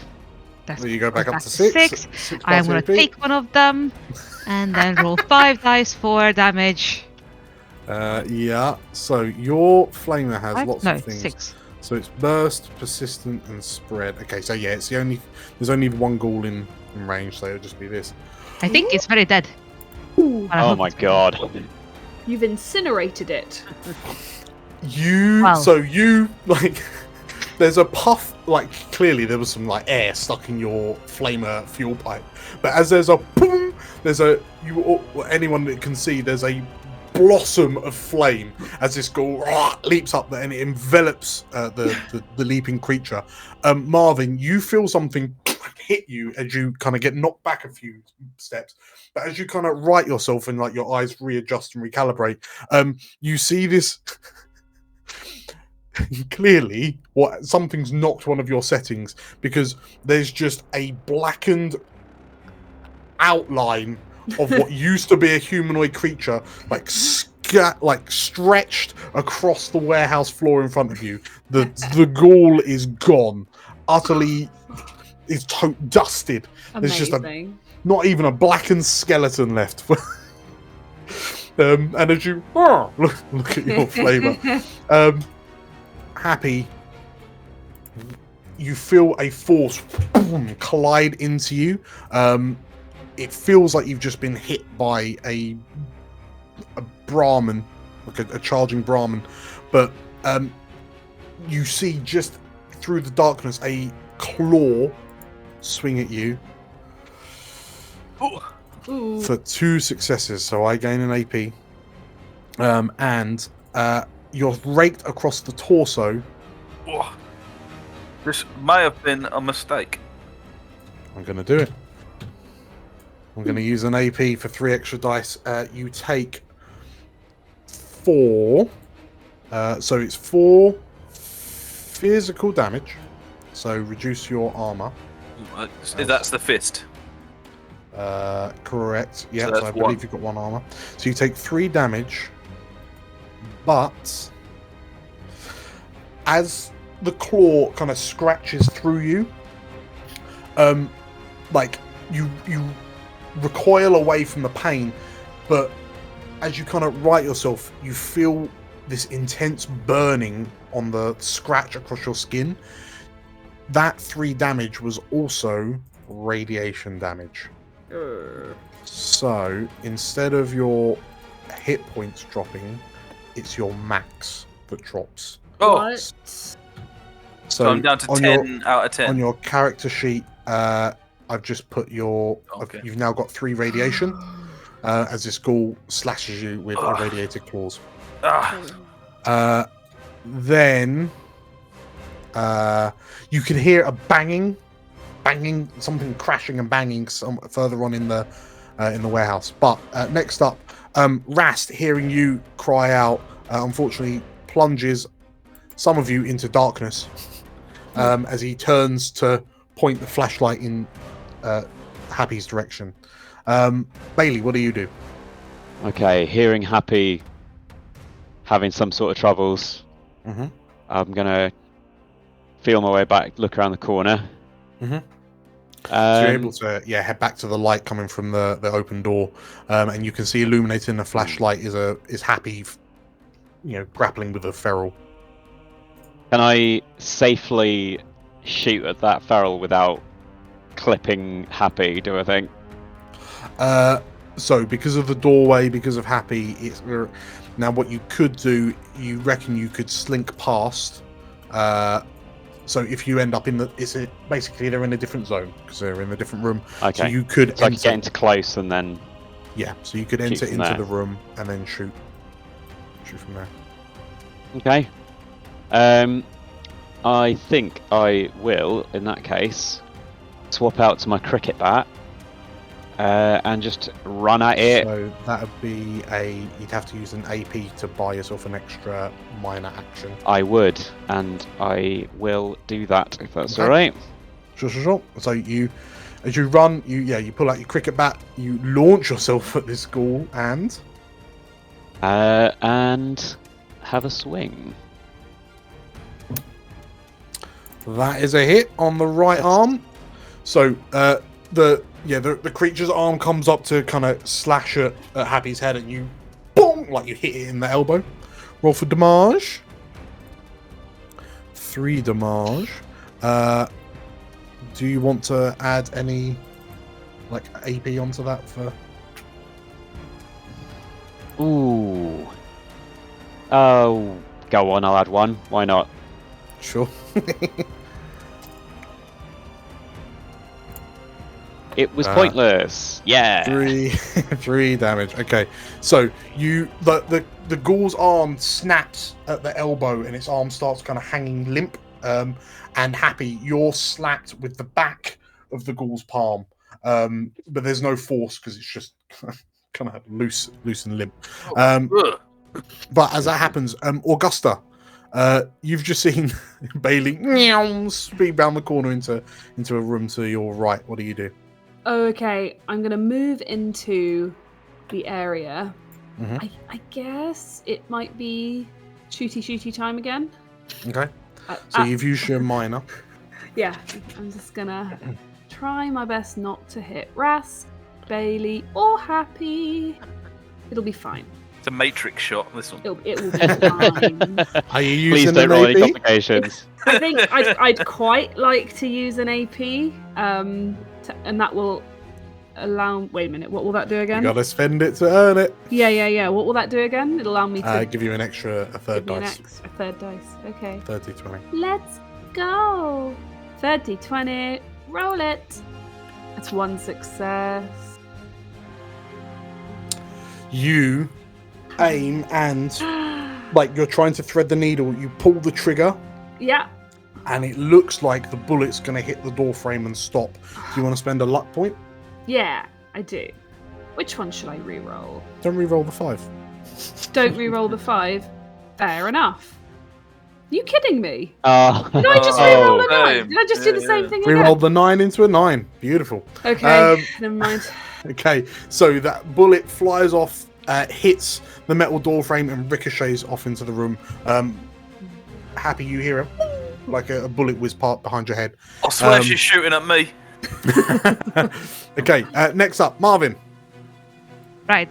Flamer goes away, Buster comes out. Do I still hear ghouls coming from that direction where I'm facing? So you can hear something crashing and banging further ahead of you in the direction that you're moving. You can also hear there's commotion going on kind of behind you, but There's you so can- many you of can- them. They got this. Fine. So yes, you can see some light streaming through, like coming through holes in a window up ahead, and you can also see some light coming through windows on the sides of the buildings as well. But otherwise, at somewhere in the darkness, you can hear. Can I see in the darkness? I don't believe you can. Well, in that case, I am going to stand where I am, ready in action when something attacks me. Because I can't see. Yeah. Okie dokie. Mona. Mona isn't overly great at assisting anyone, is she, really? Two utter failures. I mean, you could try what you tried in the first one and throw your laser pistol at someone. Yeah. So I'll just run towards the ghoul that's attacking Happy. So Sure, use sure. my minor action to move into that zone. Yeah. I'll use Okay. another AP to move up to the ghoul, surround it. So you're able to just, if you're going into close, you're able to go in, but you. Oh, is that not going to cost me an AP? No. No. If Okay, you want to cool. change weapons, though. Oh. Right. I mean, I haven't actually chosen a weapon yet. No, But- that's fair. So right now you're I going just in with want your to. I just fists. want to stab it in the head with a knife. Okay, so that'll be an AP what I to wanna do. change to the knife. Okay. And then roll to hit. Okay. I haven't actually done any combat actions yet, so this could be fun. Yeah. So a combat knife is produced from your belt, and you Yeah. hit with 1 success In the arm, apparently. I wasn't aiming for the head either. in the arm. Yeah. That Or just maybe- confirms what Happy thinks. Yes. Yeah. Oh, it's the left arm as well, so it's the only arm it has left. Yeah. And you may roll for damage. Okay. Feel free to use an AP if you so wish. No, I will not. There we go. Ooh. It's piercing. Piercing Mhm. 1, and so 2 damage, piercing. So if it's got any armor on its left arm, then it'll go Okay. through 1, but otherwise it's 2 damage. So 2 damage, it's piercing. So if it had any armor, you feel like your knife would carve through it like butter. But you so basically it swung at Happy with one arm and had its elbow broken, and you get kind of slapped by this flapping lower arm. It then brings its left arm up to attack you with that instead, and at that moment Mona runs in and like slashes it across the elbow, so that also goes limp and flapping. You get slapped with the back of the left hand as it flails past. And it takes 2 damage. Lovely. Cool. Mo's really hoping there's no more in that room. And why not? With a bark. Mika! A wolf and a bark. The dog hits on the right arm. the right arm, the flappy right arm. We are really pulling those arms. And you watch as Mika the dog pulls his gall down to the ground and rips it apart and kind of goes for the jugular and finishes it. Cool. Rast congratulates you. Happy, you're just a bit shell-shocked because in a very short moment of time, you've been slashed by a ghoul. It really is starting to itch now. You've been slapped with 2 flapping arms, and a dog's just saved your life. What do you do? I cuddle this dog. Aww. If there's nothing you want to do particularly, you may rally, which will help generate the party some AP. Oh yeah, absolutely. I'll go, good boy. I'll say, cheers, guys and girls, and I'll rally. Okay, make me a survival check, please. Survival. I will not use an AP because I'm trying to generate AP. Watch out. Okay, so that is 1 success. You generate 1 AP. Did you want to move zone as well? No, I'll stay here with Doggy Dog. Okay. In which case, there is a crash further down the building, and Marvin, you hear you hear this crash. You hear the noise get a bit louder. It pauses for a moment, and then you hear thuds, like wet slaps on the ground, as this creature runs down the hallway towards you, and it in the darkness you can't quite make it out. It its face appears. It hits you for 5 damage. Does this happen before Marvin's readied action? Yes, it does. I can't see them, so it needs to actually hit me for me to. So yeah, it crashes against you with such. It's got enough speed from the run up that it collides with you and kind of really rocks you and kind of smashes you against the side. But in this moment, you now know exactly where it is as it clings off you. That's good. I assume my armor doesn't do a lot here, unfortunately. It would reduce the 5 damage to 3. 3. I'll take that. That's fine, especially because that means that my adrenaline rush kicks in. Guess what it means? Your eyes glow bright red as the pressure monitor on your boiler tank. Okay, so that means that my attribute goes up to 10. Yeah. With the buzzsaw? With the buzzsaw, I am gonna steal 1 more AP. Sorry, guys. Happy self. Does Marvin take the radiation damage, by the way? No, he does not. No, he does not. What's up with these complications? Marvin, you have rolled 2 crits and a 20, so 4 successes so far. Technically speaking, I rolled 3 crits. They're just not the same category. Thank you very much. Do you want to re-roll that crit out? That complication out? Or... No, okay. I take it. So you gain the party 3 AP. Very nice. And please make me your attack. Your damage. Okay. I'm going to steal one of those. So that's 7. So that would be 6. 6. Okay. 5. Do you want to use your luck to re-roll your 2 blanks? Stop trying to make me spend my luck. I already spent 2. Okay, so you grab, in which case you grab the ghoul, like the ghoul like, tears through some of your armor, and you kind of look at it a bit shocked, but you grab it, and then with the buzzsaw into the right leg, 6 damage. There's a as the leg parts from the feral ghoul's body, and as you drop it, it lands on the ground, goes to put weight on its right leg, which is no longer there, and it collapses to the floor and like swings its arms up at you from the ground. That's unseemly.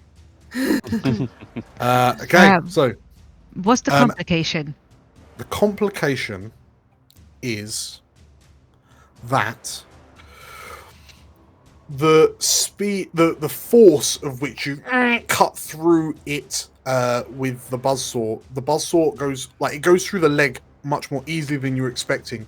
The follow through means your buzzsaw makes contact with the metal shelving and slices into the metal plating to the point where your buzzsaw is now stuck in the metalwork. So Rast, like hearing that, turns his flashlight in your direction.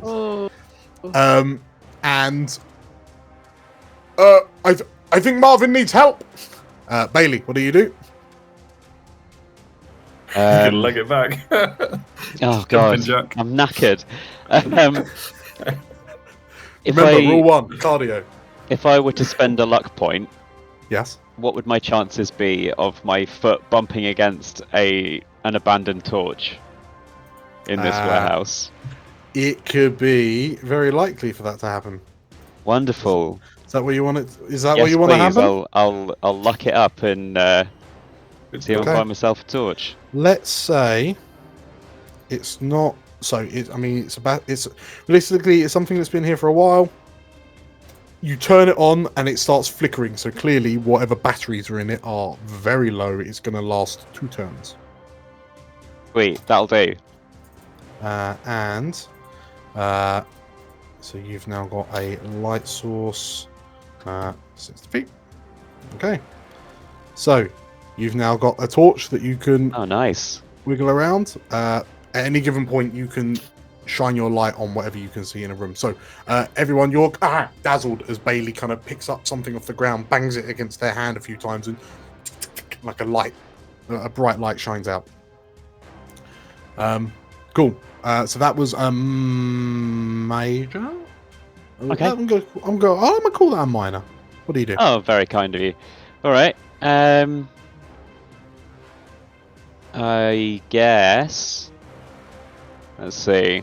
I'd have to move to help out Marvin, which I don't have time for. So I'll just wander over here and let's see. Yeah, I'll move into this bit of corridor and see if I can scope out any new baddies. So as you move through this kind of large items cargo area, you go through a door at the far end of the room into more kind of aisles of shelving. To your left, you can hear some sort of ruckus. And you can hear Marvin's kind of curse. Well, what's Marvin saying in this moment of time? Is it cursing and swearing, or just kind of oh no? No, because he is in a rage. He just emits a high. No, he's emitting a high-pitched white noise. Okay, so in which case, Bailey, as you come out and you're looking around, to your left you can hear. Yeah. Basically, it's like a tea kettle. Oh, that's all white noise. Okay. And there appears to be, like, you turn your torch to look down, and there appears to be this creature missing a leg. Like, you can see a leg on the floor, like quite neatly cut. But you can take a shot if you like. It's a medium range, so it'd be +1 to your thingy, +1 to your successes. Sweet. I think I would probably have to use an AP because that would be an extra action. But it's probably worth it, isn't it? It seems like Marvin's in trouble. So Yeah, I'll spend an AP Mhm. and I will shoot at the flailing thing on the floor. Sure. Don't let me down. Rad Rocky, that's his name. 3 successes. Not Look down. at that. Okay, so it was a bit more difficult because the creature, the feral ghoul, was laying on the ground, but that's still 1 surplus success off the back of your crit. So you come round and it just feels good in your hand, this revolver, and as you in the right leg. Okay, so Sadly, you, horrible damage, but maybe it's enough. you fire a shot into the stump of this. We're good at honing in on these damaged body parts, aren't we? Absolutely. And as the bullet passes through the upper, like the thigh of this ghoul, hits the shelving behind it, ricochets backwards, spiraling the bullet, which then goes through its head. And Marvin, you just watch as this creature kind of slumps to the ground. And Bailey, as you, like the smoke emitting from the end of the gun, you kind of put your little finger in your ear to clear out the ringing noise, and then as you take a moment to listen, everything is quiet. The sound of Rast's voice echoing out, "Is everyone okay?" he shouts out into the gloom, as he begins kind of moving his flashlight around as he steps forward just to try and see if he can find everyone. I'm going to shout out at that point. No, I need some of your cream, Doc. He's some of the cream. He kind of gestures you over, and he starts kind of looking you up and down. He hands his flashlight to Augusta, and he says to you, "It sounds like there's no other threats in the warehouse. So, yeah, I'll see. I'll get Happy patched up, and if you lot start seeing how well you can turn this place over, being able to, like, if you're able to cluster. So, Augusta, you've got a flashlight. Bailey, you've got a flashlight. Realistically, it's still dark enough that you'll have to kind of go with someone with a flashlight. So, who wants to go where and who's looking for what? Mona's gonna hunt out Bailey in that direction once she knows that Happy's getting attended to. So yeah, probably heading this way. Assuming Bailey's torch is going to survive long enough to be useful. Sure, that's actually a very good point. So in actual fact, Bailey, you like the I can do a repair skill check if you'd like. Yes, please do just that. I mean, obviously this is not going to work now. I've made the Use an AP.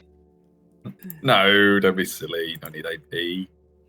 Or do you maybe need a luck point. A luck point, maybe. Yeah. Like, I mean, you know, juicy round 0 successes. There we go. There you go. That's my luck point. So you asked Bailey for the torch, and using the light coming in through one of the boarded up windows, you're able to kind of have a look around, and you see that the contact points are a bit corroded. So with a bit of kind of spit and elbow grease, you manage to clear up the contact, like the coils and whatnot inside. That when you screw it back on, you bang it a couple of times, and the bulb boom, boom, boom, boom, boom, comes on solidly. And you hand it back to Bailey. So who is scavenging? I assume everyone. Go on. Yeah, I'd love to find something that can be, with a bit of elbow grease, turned into something that explodes. Sure. So this place, looking around, you reckon you'd be able to scavenge for ammunition, armor, beverages, weapons, or magazines? Do we have to choose one each? No, so you can all decide what you're going to look for, but I'll mention if it looks like you might have kind of exhausted searches. So we'll start from Bailey. What are you looking for? Ammunition, armor, beverages, weapons, or magazines? Do I think there's any chance I'll find any explosives or something I can jury rig into an explosive here? If you search for weapons, maybe? Okay. Yeah, sure. I mean, weapons sound good. If I see any food during that, great. But explosives are my main priority. Okay, so roll me a perception and survival check. Will I chuck an AP at it? Nah. Okay. Should So have chucked an AP at it. you are unable to find anything. So that was that a weapons? Yeah. Yes, yeah, it was. Okay. Next up, Augusta. What are you choosing to look for? So it was always useful, but Augusta does love educational materials. Magazines. So, magazines, yeah. Okay. You look around, and it doesn't seem like there's going to be much in the way of magazines. However, you know that if you put a little bit of extra interest, if you put a bit more gusto, if you were to spend an action point, you would be able to roll to see if you find any magazines. Okay. So 1 action point down to 2. And what is my So perception and survival. perception and survival? Okay, so 2 successes. 2 successes. So you gain 1 action point back for the party. Okay. And please roll me a d20. So you've got a macro down in the bottom corner. So roll just a d20. Okay. Just 1 d20. Just 1 d20. It's a 6. You kind of make a noise as you kind of peer into a box. It's what is it? It's like a padded envelope, and as you carefully kind of peer inside it, it's an import of an American magazine called Fixing Things. Nice. Okay. Which you think would be really good for repairing stuff. Definitely. Thank you. I'm going to add it to my inventory. Okay. And you have a sneaking suspicion that no matter how hard you look, there won't be any other magazines That's in fine. this building. Okay. Dang it. Next up is Mona. I haven't even got time to rethink from a magazine hunt. Okay. I'll go with ammunition. Yeah. Particularly energy ammunition, if possible. Okay. Because she's painfully aware that she's not been firing her energy pistol because she only has 8 shots with it. Sure. So any little top up to that would be great. Okay. Perception and survival. Sure. Here we go. Critical success. Okay. So you gain the party an action point. Yeah. And please roll me. So this was ammunition. Please roll me a 2d20. There you go. So that's 18. Yeah. Total. So you find. Can you roll me 4d6, like 4? Sure. Fort Boy dice, please. There you are. 5. You find it's tough. Like there's a lot of junk and toot. You find an ammo box that contains 14.45 rounds. Okay, nice. So that's That's ammunition. cool. Does anyone use .45? Potentially. I use them for my rifle. Revolver. Okay. Oh, revolver. Oh, even better. Cool. Happy. Yeah, well, I'm recovering, but I guess if there's any shiny things in this room or proximity, that would be wonderful. Sure. While you're being tended to by Rast, you're having a little peer around. Right, so yeah. So it's still. Perception. Perception plus survival. And what is it you're looking for? Sorry. Beverages. Okay. A nice creative wine would be lovely. I've completed perception. Perception plus survival. 1 success. Okay, so if you're searching for beverages, you managed to. Oh, what's that over in the corner? Roll me 2d20, please. So you've got the macro d20 macro down in the bottom left. 19 and 13. Which is 32. Hmm? Is it or that's a crate of rum over there. What? Crate. Crate of rum. Oh boy. Lovely. Drinks As on you you- tonight. As you peek in, because the crate is full, right? It's like one of those milk crates with the kind of diamond sections that the waters go in. And as you pull out the first one, like you just leave Rast. Yeah. And you pull out the first one, and you notice the bottom smashed. And then Oh no. and the second, and the third, and the fourth, and the fifth. Oh, and it's the sixth that you pull up, and you can see that beautiful amber liquid. Nice. And, I might still bring the crate though. I have a plan. Okay. Is it riddled in radiation by any chance? This crate of rum. I hold it close to my chest. Yeah, it makes you feel warm on the inside, not the outside. Okay, next up, Marvin. Marvin is still tea kettling a bit, Yes. so he's going to kind of rage search for things. makes no difference role wise, but just so you guys know, Gotcha. like at this point, you always know where Marvin is. Just throwing things over its chassis. Problem is, he's not gonna. It's not gonna find anything. You might as well try.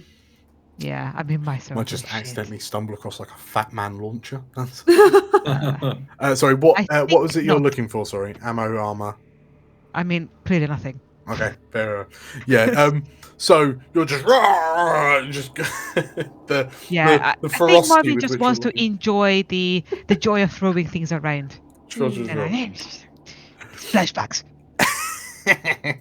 Okie dokie. I mean, in which case, not to feel left out, but Rast is also going to join in on the action.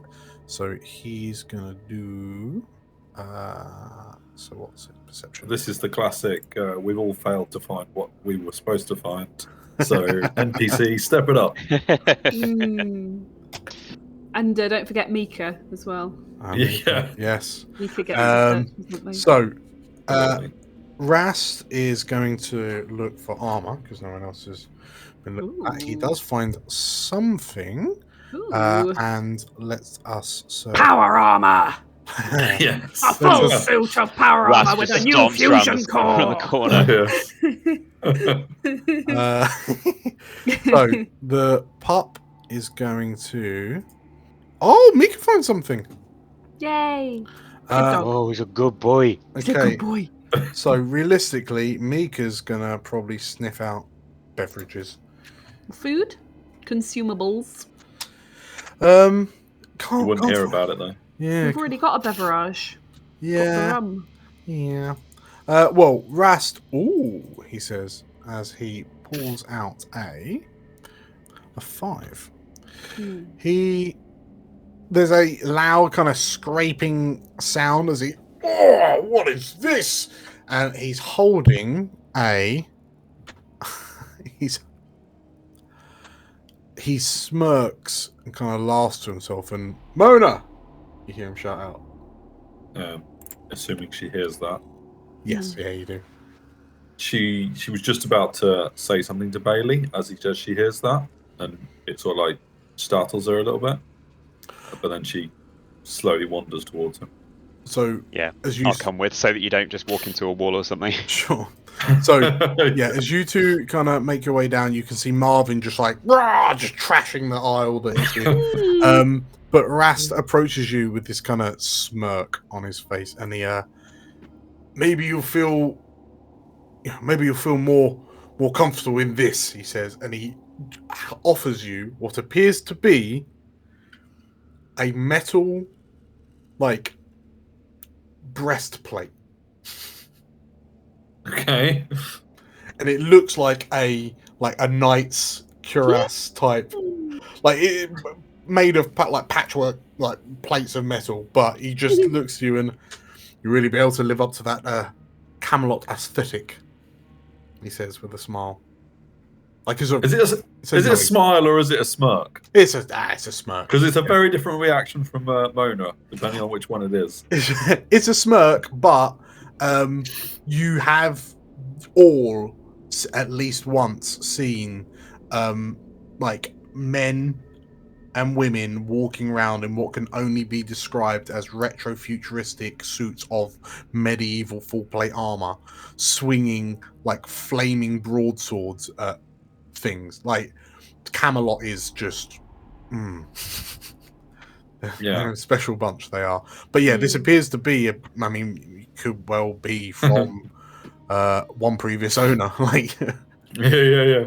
She's really, really torn. Like if this was anyone else, she'd be a lot different. Because it's him, she's really torn. She's probably just going to take hold of it. Sure. Assuming he gives it up. He does, yeah. He hands it off to you, and yeah, it looks like it bring out the colour in your eyes. He says with a That's not making it better. With a small chuckle. Clearly spent too much time with Happy. But yeah, he wanders off. And oh, good. Mona hasn't. Oh, great. Perfect. Yeah, you're holding this breastplate, and he wanders off. And Happy, the dog approaches you with, in Mika's mouth, is a plastic bottle of water. Oh, and what a lad. As you look a bit closer, the water's clear. This is purified water. This is good. Right, I will get. I'll just pour a little bit into my hand and let him drink a bit. A little bit. Not too much, So. Oh, little boy. Oh. You got props for everything now. Some water, yeah. I bet if Dan said you found a curly whirly, you'd have one of them handy, wouldn't you? Interesting. I've got some bottle caps though for the. Wonderful. So, with that, like you've kind of all turned over the warehouse a little bit.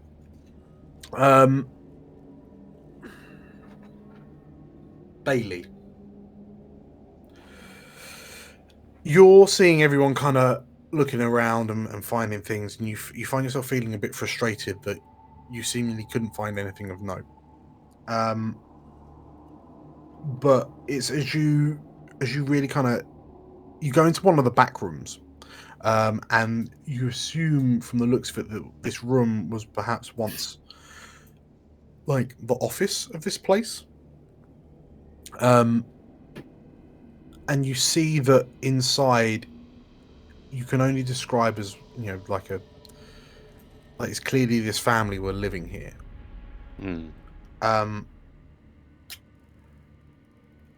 On the wall is an aged child's drawing of a family of ghouls holding hands in front of a tree, a cheap locket in the shape of a heart, a mouldy self-help book entitled Being the Best You, a cricket ball, and several stuffed animals.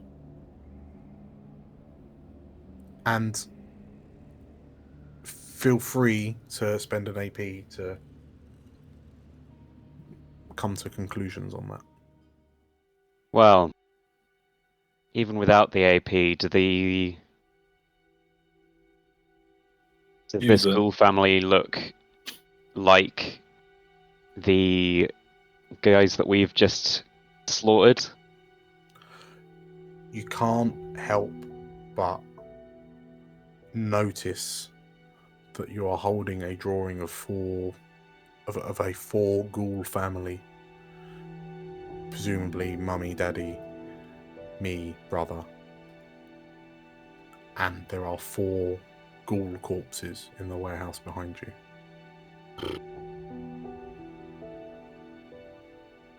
Okay.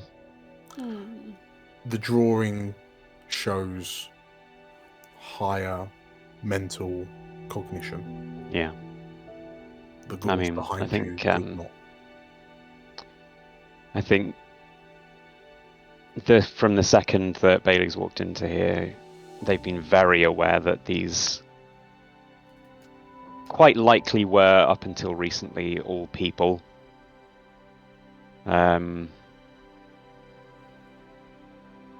This is probably why I wasn't able to find any weapons. I was probably kind of tossing the place and walking into this room. Sure. seeing the drawing and stuff, I just sit down for a bit and. Would Mona be able to spend an AP to have noticed Bailey wandering off, or anything like that?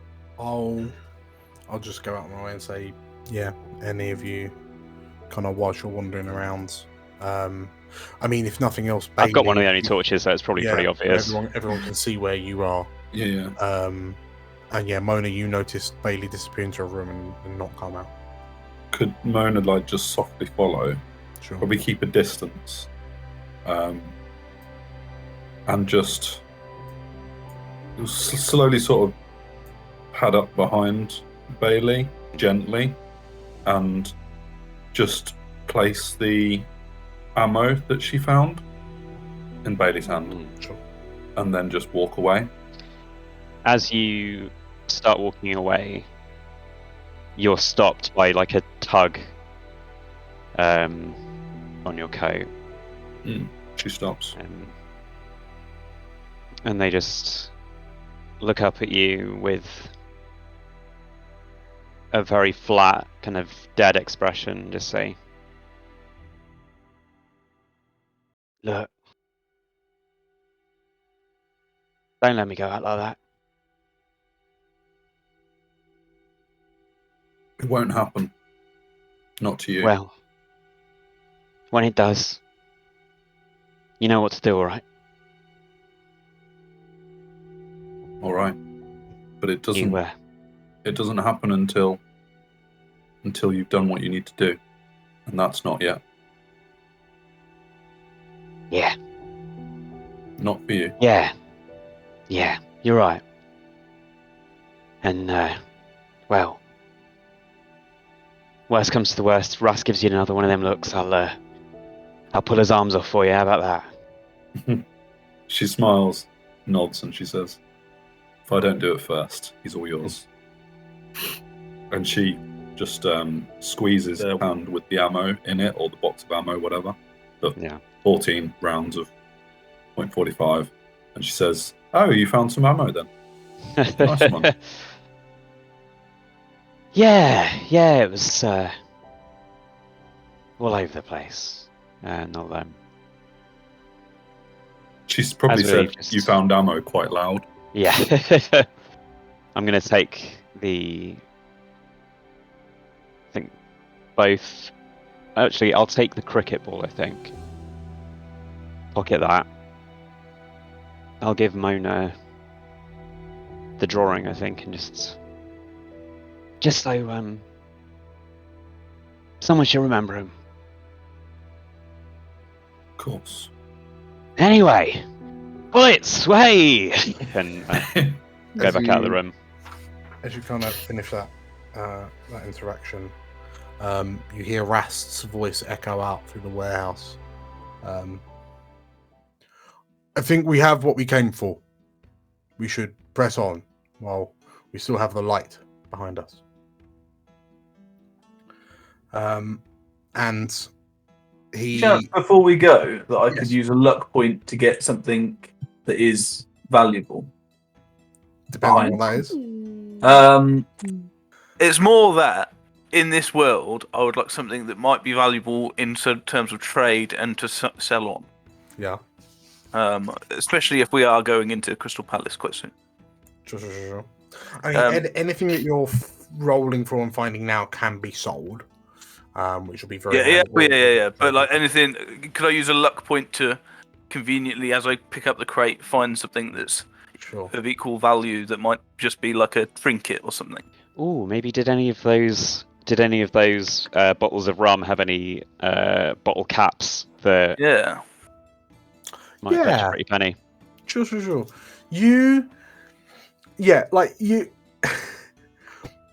mean, if there's any marbles, that would be great as well. So, tell you what, I'll let you use a luck point to, like, it's when you're fussing the dog. Yeah. And then you stop, and it's not a plastic bottle; it's a glass bottle of water. And then you stop and kind of go, "Wait, hang on a second." And as you straighten up and look round, you notice that you're in a room of crates and plastic crates, wooden crates of like smash bottles, and like, oh, it was only a good bottle of rum. But then it dawns on you, it's the bottoms that are broken. The caps are still on.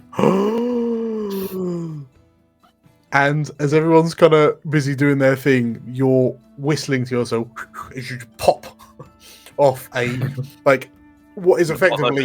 He's definitely got a bottle opener. You're just going through this. Oh, and one of his belts. Yeah.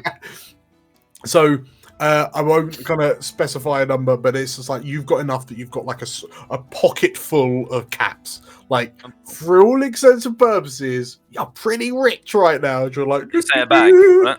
Yeah, there we go. There we go. A pouch of caps. Cool. Wonderful. So yeah, you hear Raz, right, we go, like, let's go.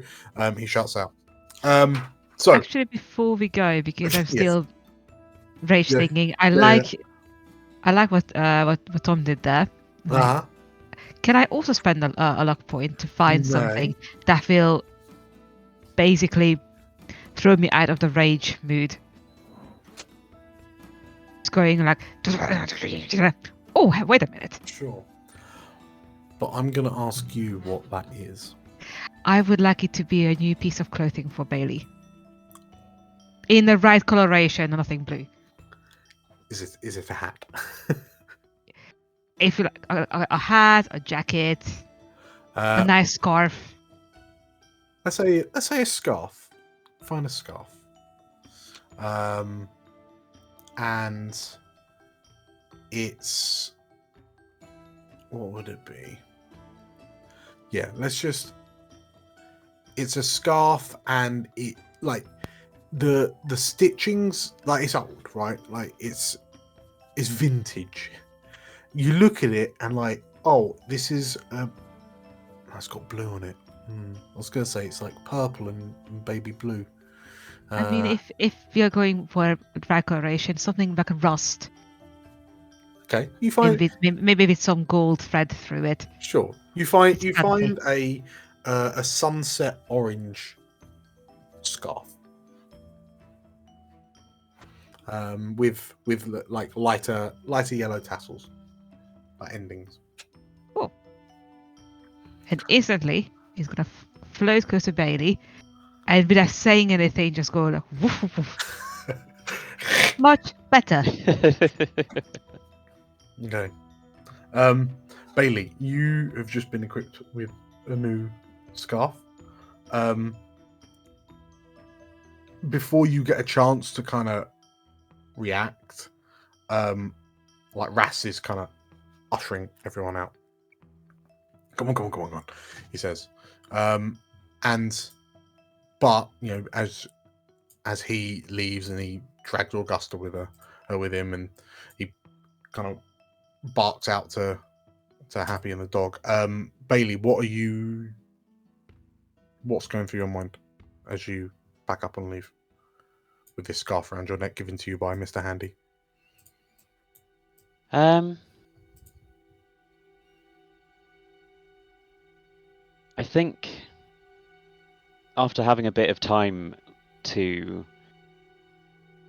kind of sit and think over it and process, and a bit of a chat to Mona after that, it's kind of starting to just get back to like business as usual. Mm-hmm. It's like it's been really tough, but is by no means the first time that Bailey's had to confront this, I think. So yeah, they're just slightly confused in a new scarf, and I think reaffirmed in their purpose of doing something with the time they have. Sure. Okay. In which case, as you've kind of slowed as you mull on these thoughts, and when you kind of come to in the doorway of the warehouse, you can see that like Rast is already kind of putting distance between you and him. Like he's kind of on it. He's kind of looking around, and he seems a lot more kind of driven and like active, almost like he's emboldened by this step of the plan going off without a hitch. And you see the other, like your other companions, at varying distances between you and Rast. But as you kind of look down at the scarf and then look over your shoulder into the warehouse, with your thoughts, we'll call it there. Nice. Congratulations, everyone, on completing episode 2 of Fallout London 2D20. Yay! Yay! You did in some goals. We did. Smashed it. Deep emotions going on there. Excellent. Yes, and Yeah. honestly, I can't remember if I said this at the end of the last episode, but you leveled up then, and you're gonna level up now. So welcome everyone to level 3. Oh, wow. Hell yeah. Yay. We will see what comes next as you you carry on your approach to Crystal Palace. Yes. Thank you all for watching. Thank you all for playing. Thank you to our beautiful and handsome guests. So, Steph and Tom of the Proxy Table Gaming Persuasion, where would we find you on the internets? You can find us on YouTube at Proxy Table Gaming, Facebook at Proxy Table Gaming PTG, and Twitter at Lucky Sixes. Marvelous. And he speaks for me in all regards. You can also find him in those places. Same places. So, wonderful. Julia and Tilda, you can find either of them in our extensive back catalogue of videos from various things that we've played in the past. And Tim, unless your secret identity is found out, I suspect we'll see you for episode 3 of the Fallout campaign. Magical. You'll never find me. Cool. Right. Well, yes. Thank you all once again. If you liked what you saw, make sure to hit the like button and leave some comments below on your favourite bits. Let's say the most impressive kill in that little combat, and make sure to hit the subscribe button for more content like this, as well as the bell icon for notifications of when we release stuff, which I should point out is very regularly. We have a podcast, and that's really cool too. So there's lots of stuff here on the channel, and you should check it out. So with that said, thank you. Thank you very much, Dan. Thank you very much. I'll see you next time. Bye. Bye.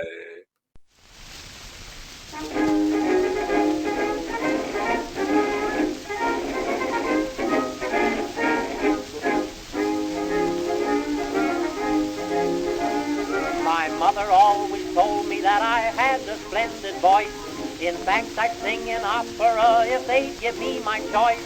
I wrote to Oscar Hammerstein that I would be his star. He said, come down and sing for me.